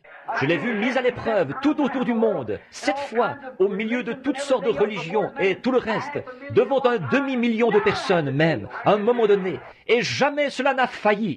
Je ne parle pas de ce que j'ai lu dans un livre, je parle de ce que j'ai expérimenté personnellement. Je sais que Dieu appuie sa parole et qu'il l'honore. Bon, si c'est une espèce de credo que vous avez, vaut mieux faire attention là. Mais le Saint-Esprit appuiera la parole de Dieu. Dans Jean au chapitre 1 et au verset 1, il a dit « Il est la parole, il est le guide. Au commencement était la parole était avec Dieu et la parole était Dieu. Et la parole a été faite chair et elle a habité parmi nous. » Oh, Pierre a été conduit à dire dans Actes 2:38, comment recevoir le Saint-Esprit. Il a dit, repentez-vous, chacun de vous, ensuite soyez baptisés au nom de Jésus-Christ pour la rémission de vos péchés, et ensuite le guide s'occupera de vous pour le reste du chemin. Oui, c'est ça qu'il faut faire. D'abord, repentez-vous de vos péchés, de votre incrédulité, de n'avoir pas cru ces choses. Repentez-vous, ensuite soyez baptisés, et ensuite le guide s'occupera de vous pour le reste du chemin. Voyez-vous, c'est votre devoir. C'est votre devoir de vous repentir. C'est votre devoir d'être baptisé. Ensuite, c'est le devoir du guide de s'occuper de vous pour le reste du chemin, de vous conduire de la vertu à la connaissance, à la tempérance, à la patience, à la piété et à l'amour fraternel, et le Saint-Esprit vous scelle. Voyez, alors vous êtes à la pleine stature de Dieu, un vrai homme de Dieu, une vraie femme de Dieu, bien ancré en Christ. J'aime ça, bien ancré en Christ. Oui, Marc a été conduit par le Saint-Esprit à écrire Marc 16, bien sûr. Jean a été conduit quand il a écrit l'Apocalypse. Il a été conduit par le guide. Il a aussi été conduit par le guide à dire « Quiconque en retranchera une seule parole ou y ajoutera une seule parole, celui-là sera retranché, sa part, du livre de vie. » Maintenant, comment allez-vous substituer quelque chose à la parole de Dieu tout en continuant à prétendre que vous êtes conduit par le Saint-Esprit? Ça ne tient pas debout, n'est-ce pas? Non, monsieur, pas du tout. Il a été mon guide au long de ma vie. Il m'a guidé jusqu'à la vie. Il est celui qui m'a conduit à la vie et il est ma vie. Sans lui, je n'ai pas de vie. Sans lui, je ne veux plus rien. Il est tout, mon tout en tout. À mes heures difficiles, il me soutient. Hier, il m'a béni. Aujourd'hui, ils ont agi de la même façon. À quoi puis-je m'attendre? À la même chose, pour toujours. Gloire à son nom. Amen. Oui, monsieur, il l'a promis, il le fera. Il est ma vie, il est mon guide, le tout en tout. Je lui ai fait confiance. J'ai passé par de dures épreuves. Je lui fais confiance partout où je vais. Je voudrais que vous fassiez de même. Si vous allez faire votre lessive, vous les femmes, faites-lui confiance. Si vous allez en ville, faites-lui confiance. Une fois, je m'étais arrivé au point de penser que je m'y connaissais assez, comme homme des bois, vous savez, pour avoir tellement chassé. Je pensais, je suis vraiment à toute épreuve, impossible de m'égarer. Ma maman était mi-indienne, et j'aimais ça, oh là là. Impossible de m'égarer dans les bois, je sais où je suis. Et pour ma lune de miel, j'ai triché un petit peu avec ma femme. Je lui ai dit, tu sais chérie, ce serait bien qu'on se marie le 23 octobre. Évidemment, c'est à cette date-là que le Seigneur m'avait dit de le faire. Et je me suis dit, maintenant, comme petite lune de miel, j'ai mis de l'argent de côté, je vais l'emmener voir Niagara Falls et j'irai dans les Adirondacks chasser un peu, voyez. Alors je l'ai emmené, elle et Billy, il n'était qu'un petit bout de chou. Donc je devais l'emmener en lune de miel. Et c'était un voyage de chasse aussi, vous savez. Alors je me suis dit que ce serait bien de faire comme ça. Donc je l'ai emmené là-bas et... J'ai écrit à Monsieur Denton, le garde forestier. Nous allions nous rendre sur le mont Hurricane. J'ai dit, Monsieur Denton, je vais me rendre là-bas, je voudrais chasser l'ours avec vous cet automne. Il a dit, d'accord Billy, amène-toi. Alors il a dit, je serai là tel jour. Eh bien, ma femme et moi, nous sommes arrivés un jour d'avance avec Billy. Alors la cabane était fermée à clé, et il y avait un petit appentis, plus loin dans les bois. C'est là que frère Fred Sussman et moi sommes allés il n'y a pas longtemps, nous étions là. Le Saint-Esprit, je l'ai vu, il était là, cette lumière jaune qui se déplaçait dans le buisson, et Fred était là. Il a dit, viens par ici, à l'écart, je veux te parler. Demain, il a dit, fais attention, ils t'ont tendu un piège. Il a dit, sois sur tes gardes. Pas vrai, frère Fred? Je suis allé et je l'ai dit à des centaines de personnes ce soir-là, là-bas au Vermont. J'ai dit, on m'a tendu un piège, je vais voir ce que c'est, je ne sais pas où. Et dès le lendemain soir, voilà, ça y était. J'ai dit, voilà le piège qu'on m'a tendu. Oui, monsieur. Mais le Saint-Esprit m'a conduit, m'a montré quoi faire. Et, oh là là, c'était exactement ce qu'il fallait. Oh, beaucoup d'entre vous savent ce que c'était. Je n'ai pas le temps de le raconter. Mais nous étions là-bas cette fois-là, et il avait commencé à faire froid ce jour-là. Monsieur Denton allait arriver le lendemain. J'ai dit, tu sais chérie, ce serait bien si je pouvais rentrer à la maison en rapportant un grand cerf. J'ai dit, j'étais obligé d'économiser mes sous et nous venons de nous marier. Et j'ai dit, nous aurions notre viande pour l'hiver si je faisais un peu de chasse aujourd'hui. Elle a dit, eh bien, vas-y Billy. Elle a dit, maintenant n'oublie pas, je ne suis jamais venu ici dans les bois. Elle a dit, elle était à environ 25 000 là, dans les montagnes. Vous savez, alors elle a dit, je ne m'y connais pas du tout. Elle a dit, alors j'ai dit, eh bien, tu te souviens là, il y a 2 ans, j'ai tué ces 3 ours. C'était juste de l'autre côté de la montagne là-bas. Et j'ai dit, maintenant je vais attraper un grand cerf et on va avoir de l'ours. Et j'ai dit, on aura notre viande pour l'hiver. Bon, ça sonnait assez bien ça, vous savez. On avait cueilli des mûres et on s'était procuré le charbon qu'il nous fallait pour cet hiver-là. Alors, c'est Billy qui les vendait. Et Meda et moi, on les cueillait le soir après ma ronde. Et donc, j'ai dit, eh bien, je vais prendre mon fusil, je vais descendre ici. J'ai dit, il y a beaucoup de cerfs dans ce coin-ci, je vais en trouver un. Et j'ai dit, tu sais, j'ai dit, et je vais l'attraper. Et j'ai dit, je ne vais pas tarder à revenir. Elle a dit, d'accord. Alors, quand je suis parti, c'était assez couvert. Et ceux qui sont du New Hampshire et de là-bas en Nouvelle-Angleterre, vous savez ce que ça veut dire quand le brouillard descend là-bas, ou n'importe où dans les montagnes. On ne sait plus où on est, un point c'est tout. On ne voit même pas sa main devant soi. Et donc, en descendant, j'ai traversé un genre de petit terrain déboisé. Je suis descendu, j'ai traversé de l'autre côté de la crête. Je suis remonté. J'ai remarqué une panthère. C'est comme ça que vous appelez ça dans cette région-ci. Dans l'ouest, on appelle ça un cougar. Là-bas, ils appellent ça un lion de montagne. C'est le même animal. En réalité, ce que c'est un puma. Le même félin d'environ 9 pieds de long qui pèse environ 150 à 200 livres. Il a traversé la route et j'ai sorti mon fusil à toute vitesse, mais pas assez vite pour pouvoir le tirer. Bon, j'ai monté la colline en douce à la poursuite de ce cougar, en observant les feuilles pour voir où il était passé, vous savez. Je l'entendais, il avait 4 pattes. Je savais que ce n'était pas un animal à 2 pattes, il en avait 4. Et je savais que ce n'était pas un cerf, parce que le cerf marche en martelant le sol. Et il se déplaçait très doucement, ce félin, vous savez, comme ça. L'ours, lui, il marche en roulant ses pattes sur le sol. Donc je savais que c'était forcément un cougar. Il était derrière un tronc d'arbre au sol, et je ne l'avais pas vu. Tout à coup, je l'ai juste entrevu et il est parti. Je regardais comment il déplaçait les feuilles, vous savez, sur le sommet de la montagne, et en descendant comme ceci. Je ne faisais pas attention à ce nuage qui descendait tout le temps, vous savez, qui descendait, le brouillard. Je suis descendu doucement, j'ai traversé une grande vallée, et je suis entré dans la forêt des géants en suivant ce cougar. Je me disais, je vais finir par l'attraper. Je voyais un endroit, je montais sur une hauteur, et je regardais partout, comme ça.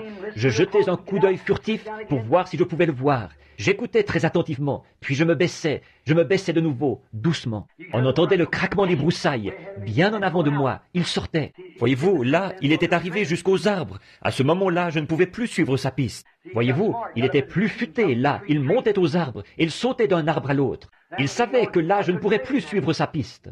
Oh, je me suis dit, oh, tant pis. Alors j'ai commencé à remonter dans le canyon, et j'ai reniflé l'odeur d'un ours, un vieil ours mâle. Je me suis dit, là, lui, je vais l'attraper. Oh, ça, c'est bien. J'ai reniflé l'odeur de nouveau, et j'ai avancé encore un peu. J'épiais à l'affût de toutes sortes de signes et tout. Je ne voyais absolument rien. J'ai fait demi-tour pour redescendre, je suis retourné de l'autre côté de la montagne. C'est là que j'ai commencé à remarquer, il y avait un peu de brouillard. Et j'ai reniflé encore son odeur. Il était quelque part dans l'air. J'ai dit, non, là, ce qui s'est passé, c'est que le vent venait de cette direction-ci, et l'odeur de l'ours venait de là, de cette direction-là. Et maintenant que j'ai traversé de ce côté, le vent vient de l'autre direction, ici. Donc, il faut que je retourne à l'endroit où j'ai senti l'odeur de cet ours la première fois, et que je reparte de là. Et, en m'en retournant, j'ai regardé de l'autre côté du canyon. J'ai vu bouger les broussailles. Et à ce moment-là, quelque chose de noir a bougé. Je me suis dit, le voilà. J'ai chargé mon fusil en vitesse et je suis resté immobile. Et là, c'était un grand cerf mâle, un énorme. Je me suis dit, c'est justement ce que je voulais. Après tout, j'ai abattu ce cerf. Je me suis dit, eh bien, je n'avais pas du tout remarqué qu'il faisait un peu. Quand j'ai eu fini de le préparer, j'ai regardé. Je me suis nettoyé les mains, j'ai essuyé mon couteau, je l'ai remis à sa place. Et je me suis dit, gloire à Dieu, merci Seigneur Jésus, tu m'as donné ma viande pour l'hiver. Que Dieu soit loué. J'ai pris mon fusil, je me suis dit, je vais tout de suite remonter ici dans le canyon. J'ai dit, regarde-moi ça mon gars, il va y avoir une tempête. Je fais mieux de sortir d'ici, d'aller retrouver Meda et les autres. J'ai dit, il faut que je me dépêche. Je suis remonté dans le canyon, j'ai déboutonné ma grande veste rouge et je courais dans le canyon comme ceci en le contournant. Tout à coup, je me suis dit, oh, où est-ce que j'avais tourné? Le vent soufflait déjà fort, les arbres valsaient ensemble. Je me suis dit, où est-ce que j'avais tourné? Je suis allé de l'autre côté. Je savais que je me dirigeais tout droit vers le mont Hurricane. Mais tout à coup, je me suis arrêté. J'étais en sueur. Je me suis dit, qu'est-ce qui se passe ici? Ça fait une demi-heure ou 3/4 d'heure que je suis parti et je ne trouve pas l'endroit où j'avais tourné. J'ai levé les yeux et mon cerf était suspendu là. J'étais exactement au même endroit. Je me suis dit, eh bien, qu'est-ce que j'ai fait? Eh bien, je suis reparti. Je me suis dit, cette fois, je vais y arriver. Je n'étais pas attentif, c'est tout. J'ai fait attention à chaque petit mouvement, partout, je faisais attention. Je cherchais les nuages qui approchaient. Je savais qu'il allait y avoir une tempête de neige. Le brouillard était très bas. Et là, j'ai commencé à remarquer. Je me suis dit, je vais aller un peu plus loin. J'ai continué. Je me suis dit, eh bien, c'est bizarre. On dirait que j'ai déjà vu cet endroit. J'ai regardé et mon cerf était suspendu là. Voyez? Savez-vous ce que je faisais? Les Indiens appellent ça la marche de la mort. Voyez-vous, vous marchez en décrivant un cercle, vous tournez et tournez. Eh bien, je me croyais trop bon guide pour jamais m'égarer. Voyez-vous, on n'avait pas besoin de me dire quoi que ce soit des bois. Je savais me débrouiller. Voyez, je suis reparti, je disais, impossible que je fasse cette erreur. Et je suis encore revenu. Je suis monté un peu plus haut dans le canyon. À ce moment-là, le vent avait déjà commencé à souffler. Oh là là, de la neige partout. Il faisait presque nuit. Et je savais que Meda mourrait pendant la nuit dans cette région sauvage. Elle ne savait pas se débrouiller toute seule. Et Billy avait peut-être 4 ans, 3 ans. Il n'était qu'un petit bout de chou. Et je me disais, qu'est-ce qu'ils vont faire? Eh bien, je suis monté jusqu'à un endroit. Il y avait un tapis de mousse. Je me suis dit, je suis sur un terrain plat quelque part. Et je ne vois rien. C'est tout brumeux. Là, je tournais en rond. En temps normal, j'aurais trouvé un endroit où m'arrêter, si j'avais été avec quelqu'un. Je me serais arrêté, j'aurais attendu que la tempête soit passée, un jour ou deux, ensuite je serais ressorti. Je me serais dépecé un morceau de cerf, avec ça sur le dos, je serais allé m'enfermer, j'aurais mangé, et je n'y aurais plus pensé. Mais on ne peut pas faire ça quand on a sa femme et son bébé là-bas dans les bois, en train de périr. Alors je me suis mis à réfléchir. Qu'est-ce que je peux faire? Alors j'ai continué à avancer un peu. Je me suis dit, attends un peu. Quand j'ai traversé la première vallée, j'avais le vent de face, donc j'ai dû venir de cette direction-ci. Forcément que je suis venu de cette direction-ci. Je m'étais enfoncé dans la forêt des géants, mais je ne savais pas où j'étais. J'ai dit, oh, j'ai commencé à m'énerver. Je me suis dit, attends un instant, Bill, tu n'es pas perdu. J'essayais de bluffer. On ne peut pas bluffer. Non, non. Cette conscience à l'intérieur, elle vous dit que vous avez tort. Oh, vous essayez de dire, oh, je suis sauvé, je vais à l'église. Ne vous en faites pas. Attendez un peu d'être sur votre lit de mort. Vous saurez qu'il en est autrement. Votre conscience vous le dit. Quelque chose à l'intérieur de vous vous dit que vous avez tort. Voyez? Vous savez que si vous mouriez, vous ne pourriez pas aller à la rencontre d'un Dieu saint. Comme nous l'avons vu hier soir, même les saints anges doivent se voiler le visage pour se tenir devant lui. Comment pourrez-vous vous tenir là sans avoir le sang de Jésus-Christ pour vous voiler? Je me disais, oh, je vais y arriver. Je suis reparti. Je me suis rendu compte que j'entendais continuellement quelque chose. Là, je me suis énervé. Et je me disais, maintenant, si je fais ça, je vais perdre les pédales. Un homme qui est perdu, d'habitude, c'est ce qu'il fait. Il perd les pédales dans les bois. Ensuite, il va prendre son fusil et se tirer, ou tomber dans un fossé et se casser une jambe. Et il va rester là, il va mourir là. Alors, je me suis dit, qu'est-ce que je vais faire? Alors, je me suis remis à marcher. Et j'entendais continuellement quelque chose qui disait « Je suis un secours qui ne manque jamais au moment de la détresse ». Et je continuais à marcher, tout simplement.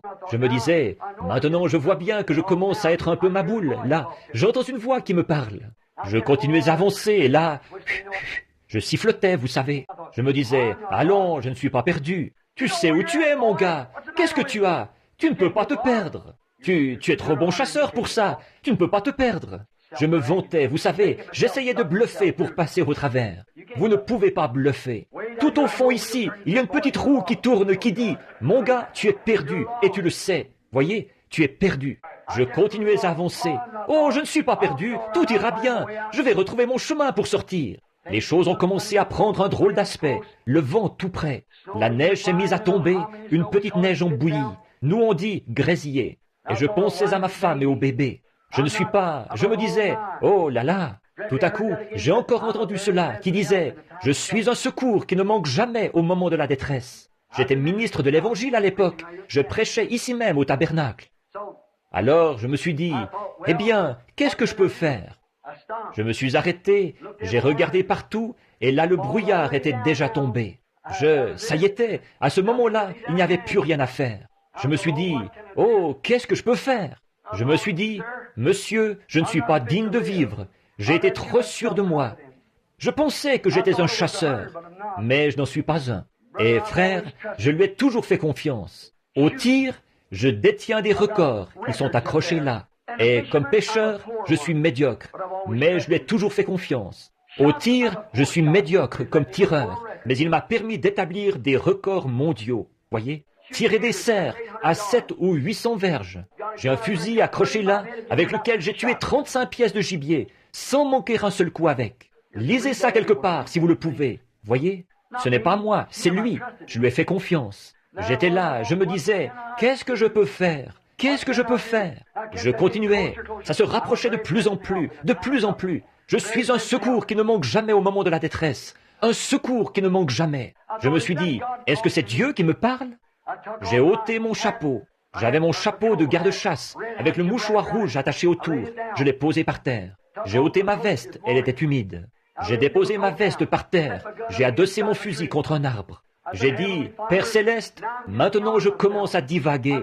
J'entends une voix qui me parle. Est-ce toi? J'ai dit, Seigneur, je vais t'avouer que je ne suis pas un chasseur. Je n'en suis pas un. Je n'arrive pas à me débrouiller. Il faut que tu m'aides. Je ne suis pas digne de vivre, après avoir fait les choses que j'ai faites, de venir ici et de penser que je m'y connaissais trop pour jamais me perdre. J'ai besoin de toi, Seigneur. Mon épouse est une brave femme. Mon bébé, mon petit garçon, sa mère est décédée. Elle essaie d'être une mère pour lui, et je viens de l'épouser. Elle est là, une enfant, dans les bois. Ils vont tous les deux mourir cette nuit. Avec ce vent, il va peut-être faire 10 degrés au-dessous de zéro, et ne sauront pas comment survivre. Ils vont mourir cette nuit. Ne les laisse pas mourir, ô Dieu. Emmène-moi auprès d'eux, pour que je puisse m'en occuper, qu'ils ne meurent pas. Je suis perdu, ô Dieu. Je n'arrive plus à retrouver mon chemin. Je t'en prie, ne veux-tu pas m'aider? Et pardonne-moi ma conduite égocentrique. Je ne peux rien faire sans toi. Tu es mon guide. Aide-moi, Seigneur. Je me suis relevé et j'ai dit Amen. J'ai ramassé mon mouchoir, ma veste, je l'ai ramassée, j'ai remis mon chapeau, j'ai pris mon fusil. J'ai dit, maintenant, je vais m'orienter dans la direction qui, selon moi, est vraiment la meilleure, à ma connaissance. Et je vais avancer en ligne droite dans cette direction, parce que je tourne en rond quelque part, je ne sais pas où. Mais j'irai dans la direction que tu m'indiqueras, Seigneur Dieu, mon guide. J'ai commencé à marcher dans cette direction-ci. J'ai dit, c'est ça, il faut que je me convainque que c'est ça. Je vais dans cette direction-ci. Je vais en ligne droite dans cette direction-ci. Je n'en dévierai pas. Je vais dans cette direction-ci. Je sais que j'ai raison. Je vais dans cette direction-ci. Si j'étais allé dans cette direction-là, je partais pour le Canada. Voyez? Juste à ce moment-là, j'ai senti quelque chose me toucher l'épaule, une main. Il m'a semblé que c'était une main d'homme qui me touchait, tellement vite que je me suis retourné pour regarder. Il n'y avait personne. Je me suis dit, qu'est-ce que c'était? La Bible est ici devant moi. Dieu, mon guide et mon juge, est ici. J'ai simplement levé les yeux, et au loin, dans cette direction-ci, le brouillard s'est écarté, juste assez pour que je voie la tour au sommet du mont Hurricane. J'allais dans la direction complètement opposée, en utilisant de mon mieux mes capacités de chasseur. J'allais dans l'autre direction, et il commençait à être très tard le soir là. Je me suis retourné en vitesse, en m'orientant comme ceci. J'ai pris mon chapeau et j'ai levé les mains. J'ai dit, « Guide-moi jusqu'au bout, ô Dieu, tu es mon guide !» Je me suis mis en route. Il m'a fallu gravir des escarpements et tout pour me rendre là-bas. Il se faisait de plus en plus tard. Ensuite, la nuit est tombée. Les cerfs bondissaient devant moi et tout.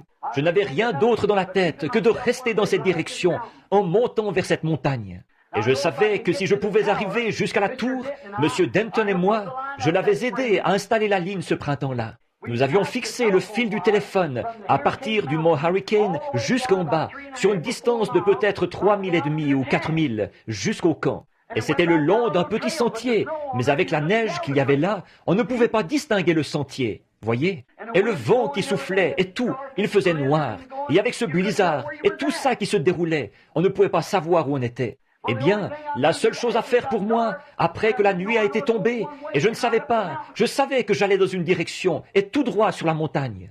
En effet, je devais gravir la montagne, et la tour était juste au sommet de la montagne, et j'avais environ 6 000 à parcourir avant d'y arriver. Pensez un peu, ce brouillard qui s'est dissipé sur une distance de 6 000, juste un trou pour que je puisse la voir. Et alors, je prenais mon fusil dans cette main-ci, et je tenais cette main-ci en l'air, parce que j'avais fixé le fil sur les arbres, comme ça, en descendant les fils du téléphone jusqu'à la cabane, pour qu'il puisse parler avec sa femme et faire des appels de là-bas, de la montagne. Et je devais l'aider à enlever tout ça cet automne-là. Je tenais ma main en l'air, comme ceci, je disais, « Oh Dieu, laisse-moi toucher cette ligne !» Je marchais et mon bras me faisait tellement mal. La fatigue, j'avais de la peine à le tenir en l'air. J'étais obligé de le redescendre. Je changeais mon fusil de main. Je le tenais avec celle-là. Je reculais de quelques pas pour être bien sûr de ne pas l'avoir manqué. Ensuite, je levais la main et je me remettais à marcher. Et je marchais. Il se faisait tard, il faisait nuit. Le vent soufflait. Oh, j'attrapais une branche. Je disais, c'est ça. Non, ce n'est pas ça. Oh, ça rendait. Il ne faut pas que ça rende un son confus. Au bout d'un certain temps, au moment où j'étais presque sur le point d'abandonner, ma main a touché quelque chose. Oh là là! J'avais été retrouvé, moi qui étais perdu. J'ai tenu ce fil. J'ai laissé tomber mon fusil par terre. J'ai ôté mon chapeau et je me suis tenu là. J'ai dit, oh Dieu, quel bien cela fait d'être retrouvé quand on était perdu. J'ai dit, ce fil, d'ici jusqu'au bout, je ne le lâcherai jamais. Je vais m'accrocher à ce fil. Il me guidera tout droit à l'endroit où se trouve tout ce que je chéris sur cette terre, là-bas. Ma femme et mon bébé, paniqués, ils ne savent pas où je suis. Ils ne savent pas faire du feu. Ils ne savent pas quoi faire. Et le vent qui souffle, les branches qui craquent et qui tombent des arbres. Jamais je ne me serais risqué à lâcher ce fil. J'ai tenu ce fil jusqu'à ce qu'il m'ait guidé vers tout ce que je chérissais sur cette terre. Ça a été une expérience horrible et une expérience glorieuse de retrouver mon chemin. Mais ce n'est pas la moitié de l'histoire. Un jour, j'étais perdu dans le péché. J'allais d'une église à l'autre. J'essayais de trouver quelque chose. Je suis allé chez les adventistes du 7e jour. Ils m'ont dit, observe le sabbat, arrête de manger de la viande. Je suis allé à l'église baptiste, à la première église baptiste. Il a dit, tu n'as qu'à te lever et à leur dire que tu crois que Jésus-Christ est le Fils de Dieu, et je vais te baptiser, c'est tout. Il n'y a rien eu. Mais un jour, dans un petit hangar à charbon, j'ai levé les mains en l'air. J'ai saisi quelque chose.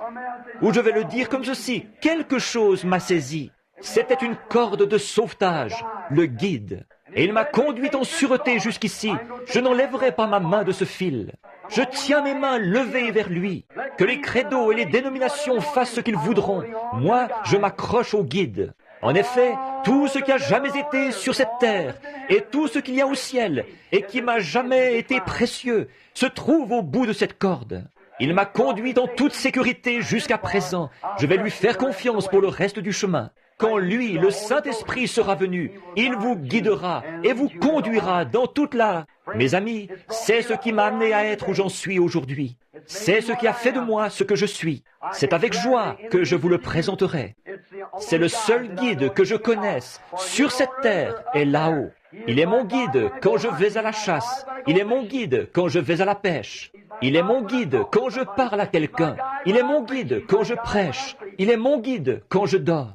Et quand viendra le moment de ma mort, il se tiendra là, au bord du fleuve. Il me guidera pour traverser de l'autre côté. Je ne craindrai aucun mal, car tu es avec moi. Ta houlette et ton bâton, ils me corrigeront et ils me guideront jusqu'à l'autre côté du fleuve.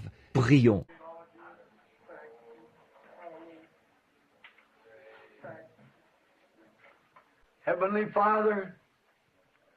Père Céleste, je suis si reconnaissant pour le guide, celui qui me conduit. Oh, parfois, Père, je ne l'entends plus autour de moi, ça m'effraie.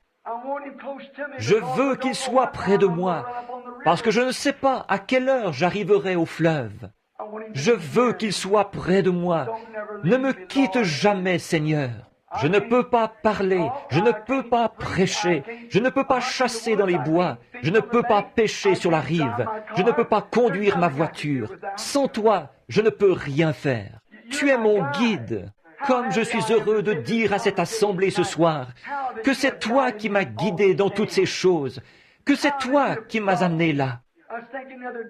L'autre jour, je pensais, il y a seulement quelques années, j'étais ici dans la rue, et parce que ma famille avait fait des choses qui n'étaient pas bien, personne ne voulait me parler. Je me sentais seul, j'avais soif de communion fraternelle, personne ne voulait rien avoir à faire avec moi.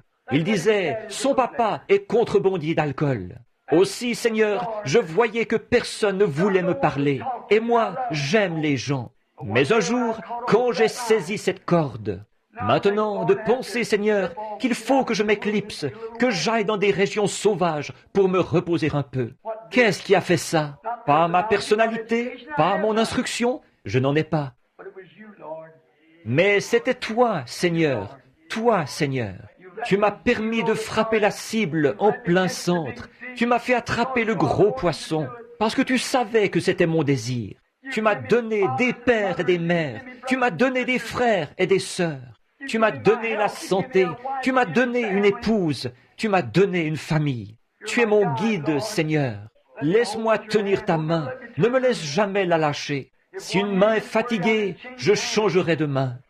Aide-moi, Seigneur. Et maintenant, puisse chaque personne qui est ici saisir cette même corde de sauvetage. Seigneur, le Saint-Esprit qui est notre vie, notre source de vie. Et puisse-t-il nous guider tous vers ce pays de bonheur, là-bas, où les peines de cette vie seront terminées et notre travail sur terre aura été achevé. Et à ce moment-là, il n'y aura plus de vieillesse, plus de gens faibles. Plus de nuits pénibles, plus de larmes et de prières, plus d'appels à l'autel. Mais là-bas, nous serons jeunes pour toujours. La maladie et le chagrin n'existeront plus. Il n'y aura plus de péché et nous vivrons dans la justice de Dieu pour tous les âges à venir, au long d'une éternité sans fin. Accorde-le, Père. Et maintenant, Père, s'il y a des gens ici ce soir qui n'ont encore jamais saisi cette corde de sauvetage, puissent-ils la trouver tout de suite, et puisse le Saint-Esprit qui a guidé.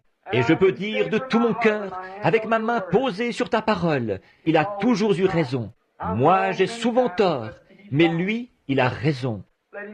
Qu'il reste avec moi, Seigneur, que je reste avec lui, et que d'autres personnes ici, qui ne le connaissent pas ce soir, qu'ils saisissent sa main immuable pour pouvoir être guidés. Et un jour, nous arriverons au fleuve. Il y aura du brouillard ce matin-là aussi. La vieille mer mugira, le vieux Jourdain, les vagues déferleront, la mort étouffera la vie qui est en nous. Mais, ô Dieu, je n'aurai pas peur, j'ai réglé ça il y a longtemps. Je veux simplement ôter le casque, comme un combattant, me retourner et regarder le long du sentier pour voir jusqu'où m'a guidé cette corde. Voir toutes les régions sauvages que j'ai traversées, tous les endroits où poussaient des ronces et où étaient empilés des cailloux sur lesquels je me suis blessé, mais je tenais le fil. Comme tu l'as dit, le poète l'a dit, certains passent par les eaux, et certains passent par les flots, certains passent par de dures épreuves, mais tous passent par le sang. Et je veux prendre ceci, la vieille épée ici, qui m'a protégé tout au long de la route, et la remettre dans son fourreau, m'écrier, « Père, envoie la barque ce matin, je rentre à la maison. » Tu seras là, Seigneur, tu l'as promis, tu ne peux pas faillir. Bénis tous ceux qui sont ici en ce moment. Et s'ils ne savent pas comment tenir cette corde et n'y ont jamais touché, puissent des mains saintes se lever maintenant, des mains qui le veulent, des mains qui le désirent, et qu'elles touchent cette corde de sauvetage qui les conduira vers ce que leur cœur désire, une paix et une satisfaction parfaite, le repos en Christ. Avec nos têtes inclinées, y aurait-il des mains qui voudraient se lever pour dire « Que ce soit moi, tiens ma main, oh, que Dieu vous bénisse !» Quand le chemin devient lugubre, précieux Seigneur, reste tout près. Quand la vie m'aura presque quitté, au bord du fleuve je me tiendrai, guide mes pas, tiens ma main. Prends ma main, précieux Seigneur, conduis-moi jusqu'au bout. Y aurait-il quelqu'un d'autre qui lèverait la main pour dire « Seigneur, je veux sentir d'une façon tangible la corde de sauvetage ce soir. Je veux sentir que Christ m'a pardonné mes péchés et je veux être une nouvelle créature à partir de cette heure. Que Dieu vous bénisse. » Y aurait-il quelqu'un d'autre qui dirait « Laisse-moi te toucher, Seigneur, laisse-moi me perdre. » Que Dieu vous bénisse, sœur. Laisse-moi me perdre et me retrouver, Seigneur, en toi. Que Dieu vous bénisse et que Dieu vous bénisse. C'est ça. Laisse-moi me perdre, Seigneur. Laisse-moi oublier. Que Dieu vous bénisse, frère. Laisse-moi, que Dieu vous bénisse, sœur. Laisse-moi simplement perdre tout ce que j'ai comme connaissance. Que Dieu vous bénisse, sœur. Ne faites pas confiance aux échafaudages d'idées humaines. Suivez le guide. Il vous guidera dans toute la vérité. Conduis-moi, Seigneur Jésus, conduis-moi. Que Dieu vous bénisse là-bas. Oh, beaucoup de mains se sont levées, désireuses du salut. Maintenant, pendant que nous, l'autel ici, on ne peut pas faire d'appel à l'autel, parce qu'il y a des gens assis partout à l'autel. Mais il est là, tout près. Quand vous avez levé la main, vous le savez très bien, il s'est passé quelque chose dans votre cœur. Jésus a dit, « Celui qui écoute mes paroles et qui croit à celui qui m'a envoyé a la vie éternelle. » L'avez-vous fait sérieusement? Alors il y a le baptistère ici qui est rempli d'eau. Il y aura amplement de temps pour faire des baptêmes. Prions. Notre Père Céleste, ce petit message entrecoupé ce soir, transmis avec une voix enrouée, le Saint-Esprit a dû se mouvoir quelque part. Il est allé où il devait aller. Et il y en a beaucoup, Seigneur, ce soir, peut-être 15 ou 20, qui ont levé la main, comme quoi ils ont besoin du guide. Ils se rendent compte qu'ils cherchent à se bercer d'illusions. Ils cherchent à dire « tout va bien pour moi », mais au fond de leur cœur, ils savent que ce n'est pas vrai. Et ils veulent sentir ta présence, Seigneur. Ils veulent le guide, ils veulent s'engager. Tu n'es jamais surchargé. Ils veulent s'engager dans ce voyage. Ils ne connaissent pas le chemin. Personne ne sait comment les emmener là-bas. Tu es le seul. Ils viennent pour recevoir le guide pourvu par Dieu, le Saint-Esprit. Ils ont levé leurs mains. Ô Saint-Esprit et guide, descends sur eux. Pardonne chaque péché, pardonne leurs iniquités. Fais-les entrer dans le corps de Christ ce soir, où ils pourront ressentir le courant de Dieu qui passe dans cette ligne, qui les conduira jusqu'au Jourdain, et de l'autre côté du Jourdain jusqu'au pays promis. Puissent-ils suivre directement derrière la parole. La parole dit, repentez-vous et ensuite soyez baptisés au nom de Jésus-Christ. Qu'ils n'essaient pas d'y arriver par un autre moyen. Qu'ils suivent directement derrière la parole, car il est celui qui guidera. Ce sont les échelons qu'il faut gravir pour pouvoir saisir le guide. Accorde-le, Seigneur, qu'il soit à toi. Ils sont dans tes mains maintenant, des trophées. Nul ne peut les ravir de ta main. Je crois que tu les prendras avec toi comme des gens qui ont été sauvés. Je crois qu'ils ont levé la main. Ils n'auraient pas pu le faire d'eux-mêmes sans que quelque chose leur ait parlé. C'était toi, Saint-Esprit et guide. Ils voient que l'heure approche rapidement. Le brouillard descend sur la terre. Des grands credos et tout sont en train de s'unir. Les églises sont en train de former une confédération. Elles se rassemblent. Et, ô Dieu, combien ils essaient de déclarer, tout ce qui sort de la norme devra partir d'ici et aller en Alaska. Et toutes ces menaces qu'ils profèrent, ce n'est rien de nouveau pour nous. Le grand guide nous a montré cela dans le sentier de la parole. Nous traversons tout simplement cette partie-là de la parole. Dieu notre Père, tu leur as parlé ce soir, et je te les remets maintenant comme les trophées de la parole, au nom de Jésus. Maintenant, posés sur la chair ici, Père, il y a des mouchoirs pour des gens qui sont malades. Peut-être un petit bébé, une mère, une sœur, un frère. Il y a même des petites épingles à cheveux piquées dedans. Et maintenant, je les prends contre moi. Or, il nous est enseigné dans la Bible que des linges et des mouchoirs qui avaient touché le corps de Paul étaient appliqués sur les malades et ils étaient guéris. Les esprits impurs sortaient des gens. Or, nous sommes conscients, Seigneur, que Paul était un homme. Il était seulement un homme. Mais c'est de l'onction du Saint-Esprit sur lui que provenait la bénédiction sur ses mouchoirs et de la foi que les gens avaient qu'il était ton apôtre. Maintenant, Paul nous a été enlevé, mais pas le guide. Il est toujours ici. Et, ô Dieu, je te prie de bénir ces mouchoirs et que le guide dirige ces gens vers ce point de l'abandon complet. Il nous est également dit qu'Israël, quand ils suivaient leur guide, ils sont arrivés jusqu'au Jourdain, jusqu'à, plutôt, la mer Rouge. Dans l'exercice même de leur fonction, ils ont été immobilisés et le guide les avait conduits là-bas. Qu'était-ce? Pour montrer sa gloire. Et quand il n'y avait plus aucun espoir, alors Dieu a baissé les regards à travers cette colonne de feu, et même la vieille mère morte a pris peur. Elle s'est retirée, et un sentier s'est ouvert pour qu'Israël passe et se rende dans le pays promis. Assurément, Seigneur, tu es toujours le même Dieu. Ces gens sont peut-être des chrétiens, ils sont peut-être sur le sentier même du devoir, mais ils se sont fait coincer, la maladie les a coincés. Abaisse les regards à travers le sang de Jésus ce soir. Le diable va prendre peur, il va se retirer, et tes enfants passeront de l'autre côté, la promesse d'une bonne santé. Accorde-le, Père, je les envoie de mon corps vers le leur, au nom de Jésus-Christ. J'élève cette assemblée devant toi. Par la foi, je les emmène directement au glorieux autel de Dieu, là-bas au ciel. En effet, tout ce qu'ils désirent quant à leur maladie, tout ce qui ne va pas chez eux, tout ce qui ne va pas dans leur vie, quoi que ce soit, ô Dieu, purifie-les, fais qu'ils t'appartiennent. Guéris-les, Père, que la puissance qui a fait sortir Jésus de la tombe rende la vie à leur corps mortel et fasse d'eux de nouvelles créations en Christ. Donne-leur une bonne santé et de la force pour te servir. Souviens-toi de moi, ô Seigneur, je suis ton serviteur. Aide-moi en ce moment où j'ai besoin de prière.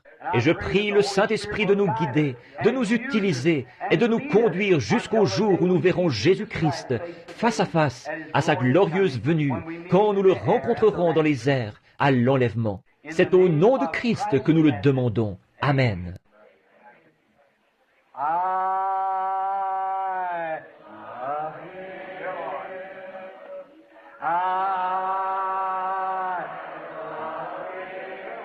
L'aimez-vous?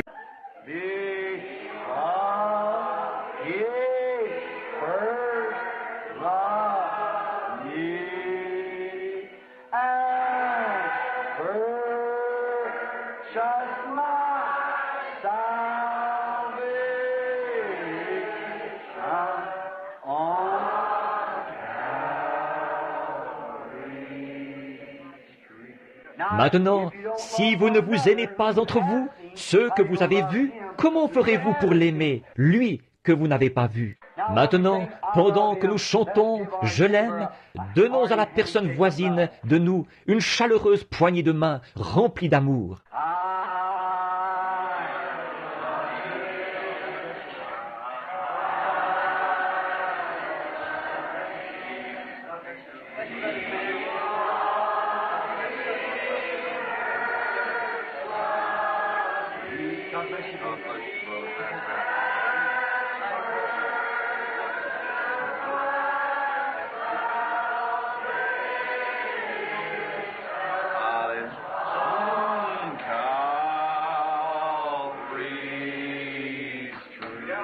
Maintenant, levez vos mains vers lui.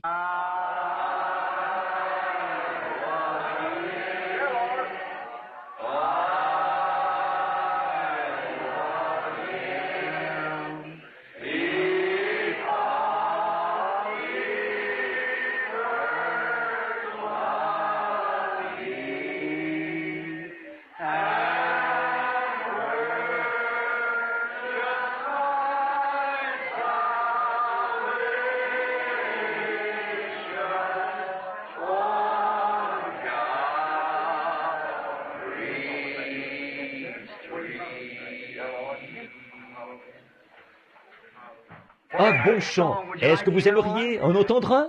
Si j'ai bien compris, nous avons avec nous un conducteur de chant qui est évangéliste, qui vient d'Indianapolis. Je crois qu'il chante au tabernacle Cadle. Est-ce juste? Très bien, monsieur. C'est son poste au tabernacle Cadle.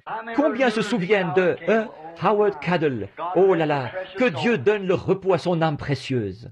L'oiseau moqueur des ondes, une femme que j'aimais entendre chanter, plus que tous ceux que j'ai entendus chanter au cours de ma vie, pratiquement. C'était Madame Cadle. Quand elle chantait « Avant de sortir de ta chambre ce matin, as-tu pensé à prier au nom de Christ notre Sauveur, qu'il soit ton bouclier aujourd'hui ?» Juste ici, de l'autre côté de la rue un matin, dans une petite cabane de 2 pièces, je me suis levé, je m'apprêtais à faire du feu. Le poêle ne voulait pas s'allumer. J'essayais de l'allumer, et le vent descendait et l'éteignait en me soufflant dans le visage. Et il faisait froid, j'étais presque gelé, il y avait du givre partout sur le plancher, et moi, j'étais nu-pied. J'essayais d'allumer ce petit poêle en fer blanc, avec son petit tuyau pour le four. Et je venais, Méda et moi, on venait de se marier, pas longtemps avant. Et j'essayais, le vieux bois était humide, il ne voulait pas brûler. Et j'étais assis là, je me disais, oh là là, je vais réessayer. Il fallait que j'aille travailler, et je faisais du vent dans le vieux poêle comme ça. J'ai tendu le bras et j'ai allumé la radio. Elle s'est mise à chanter. Avant de sortir de ta chambre ce matin, as-tu pensé à prier? C'est bien simple, je suis tombé par terre. Au nom de Christ notre Sauveur, qu'il soit ton bouclier aujourd'hui. Oh, que j'aime entendre chanter cette femme. À un moment donné, quand je passerai de l'autre côté du fleuve, je crois que j'entendrai Madame Cadle assis là-bas. Vous savez, depuis toujours, je me suis fixé un rendez-vous. De ce côté du fleuve, il y a l'arbre qui est toujours vert. Vous savez, l'arbre de vie. Et de l'autre côté du fleuve, il y a une chorale angélique qui chante jour et nuit, parce qu'il n'y a pas de nuit là-bas. Elle chante toute la journée, voyez-vous. Je vais me trouver un coin, m'installer à mon aise et écouter ça. Je crois que j'entendrai Madame Cadle chanter là-bas. Que Dieu bénisse notre frère. Son nom m'échappe. Qu'est-ce que c'est, frère? Frère Ned Woolman va chanter pour vous maintenant. Frère Woolman, on est content de vous avoir ici avec nous ce soir.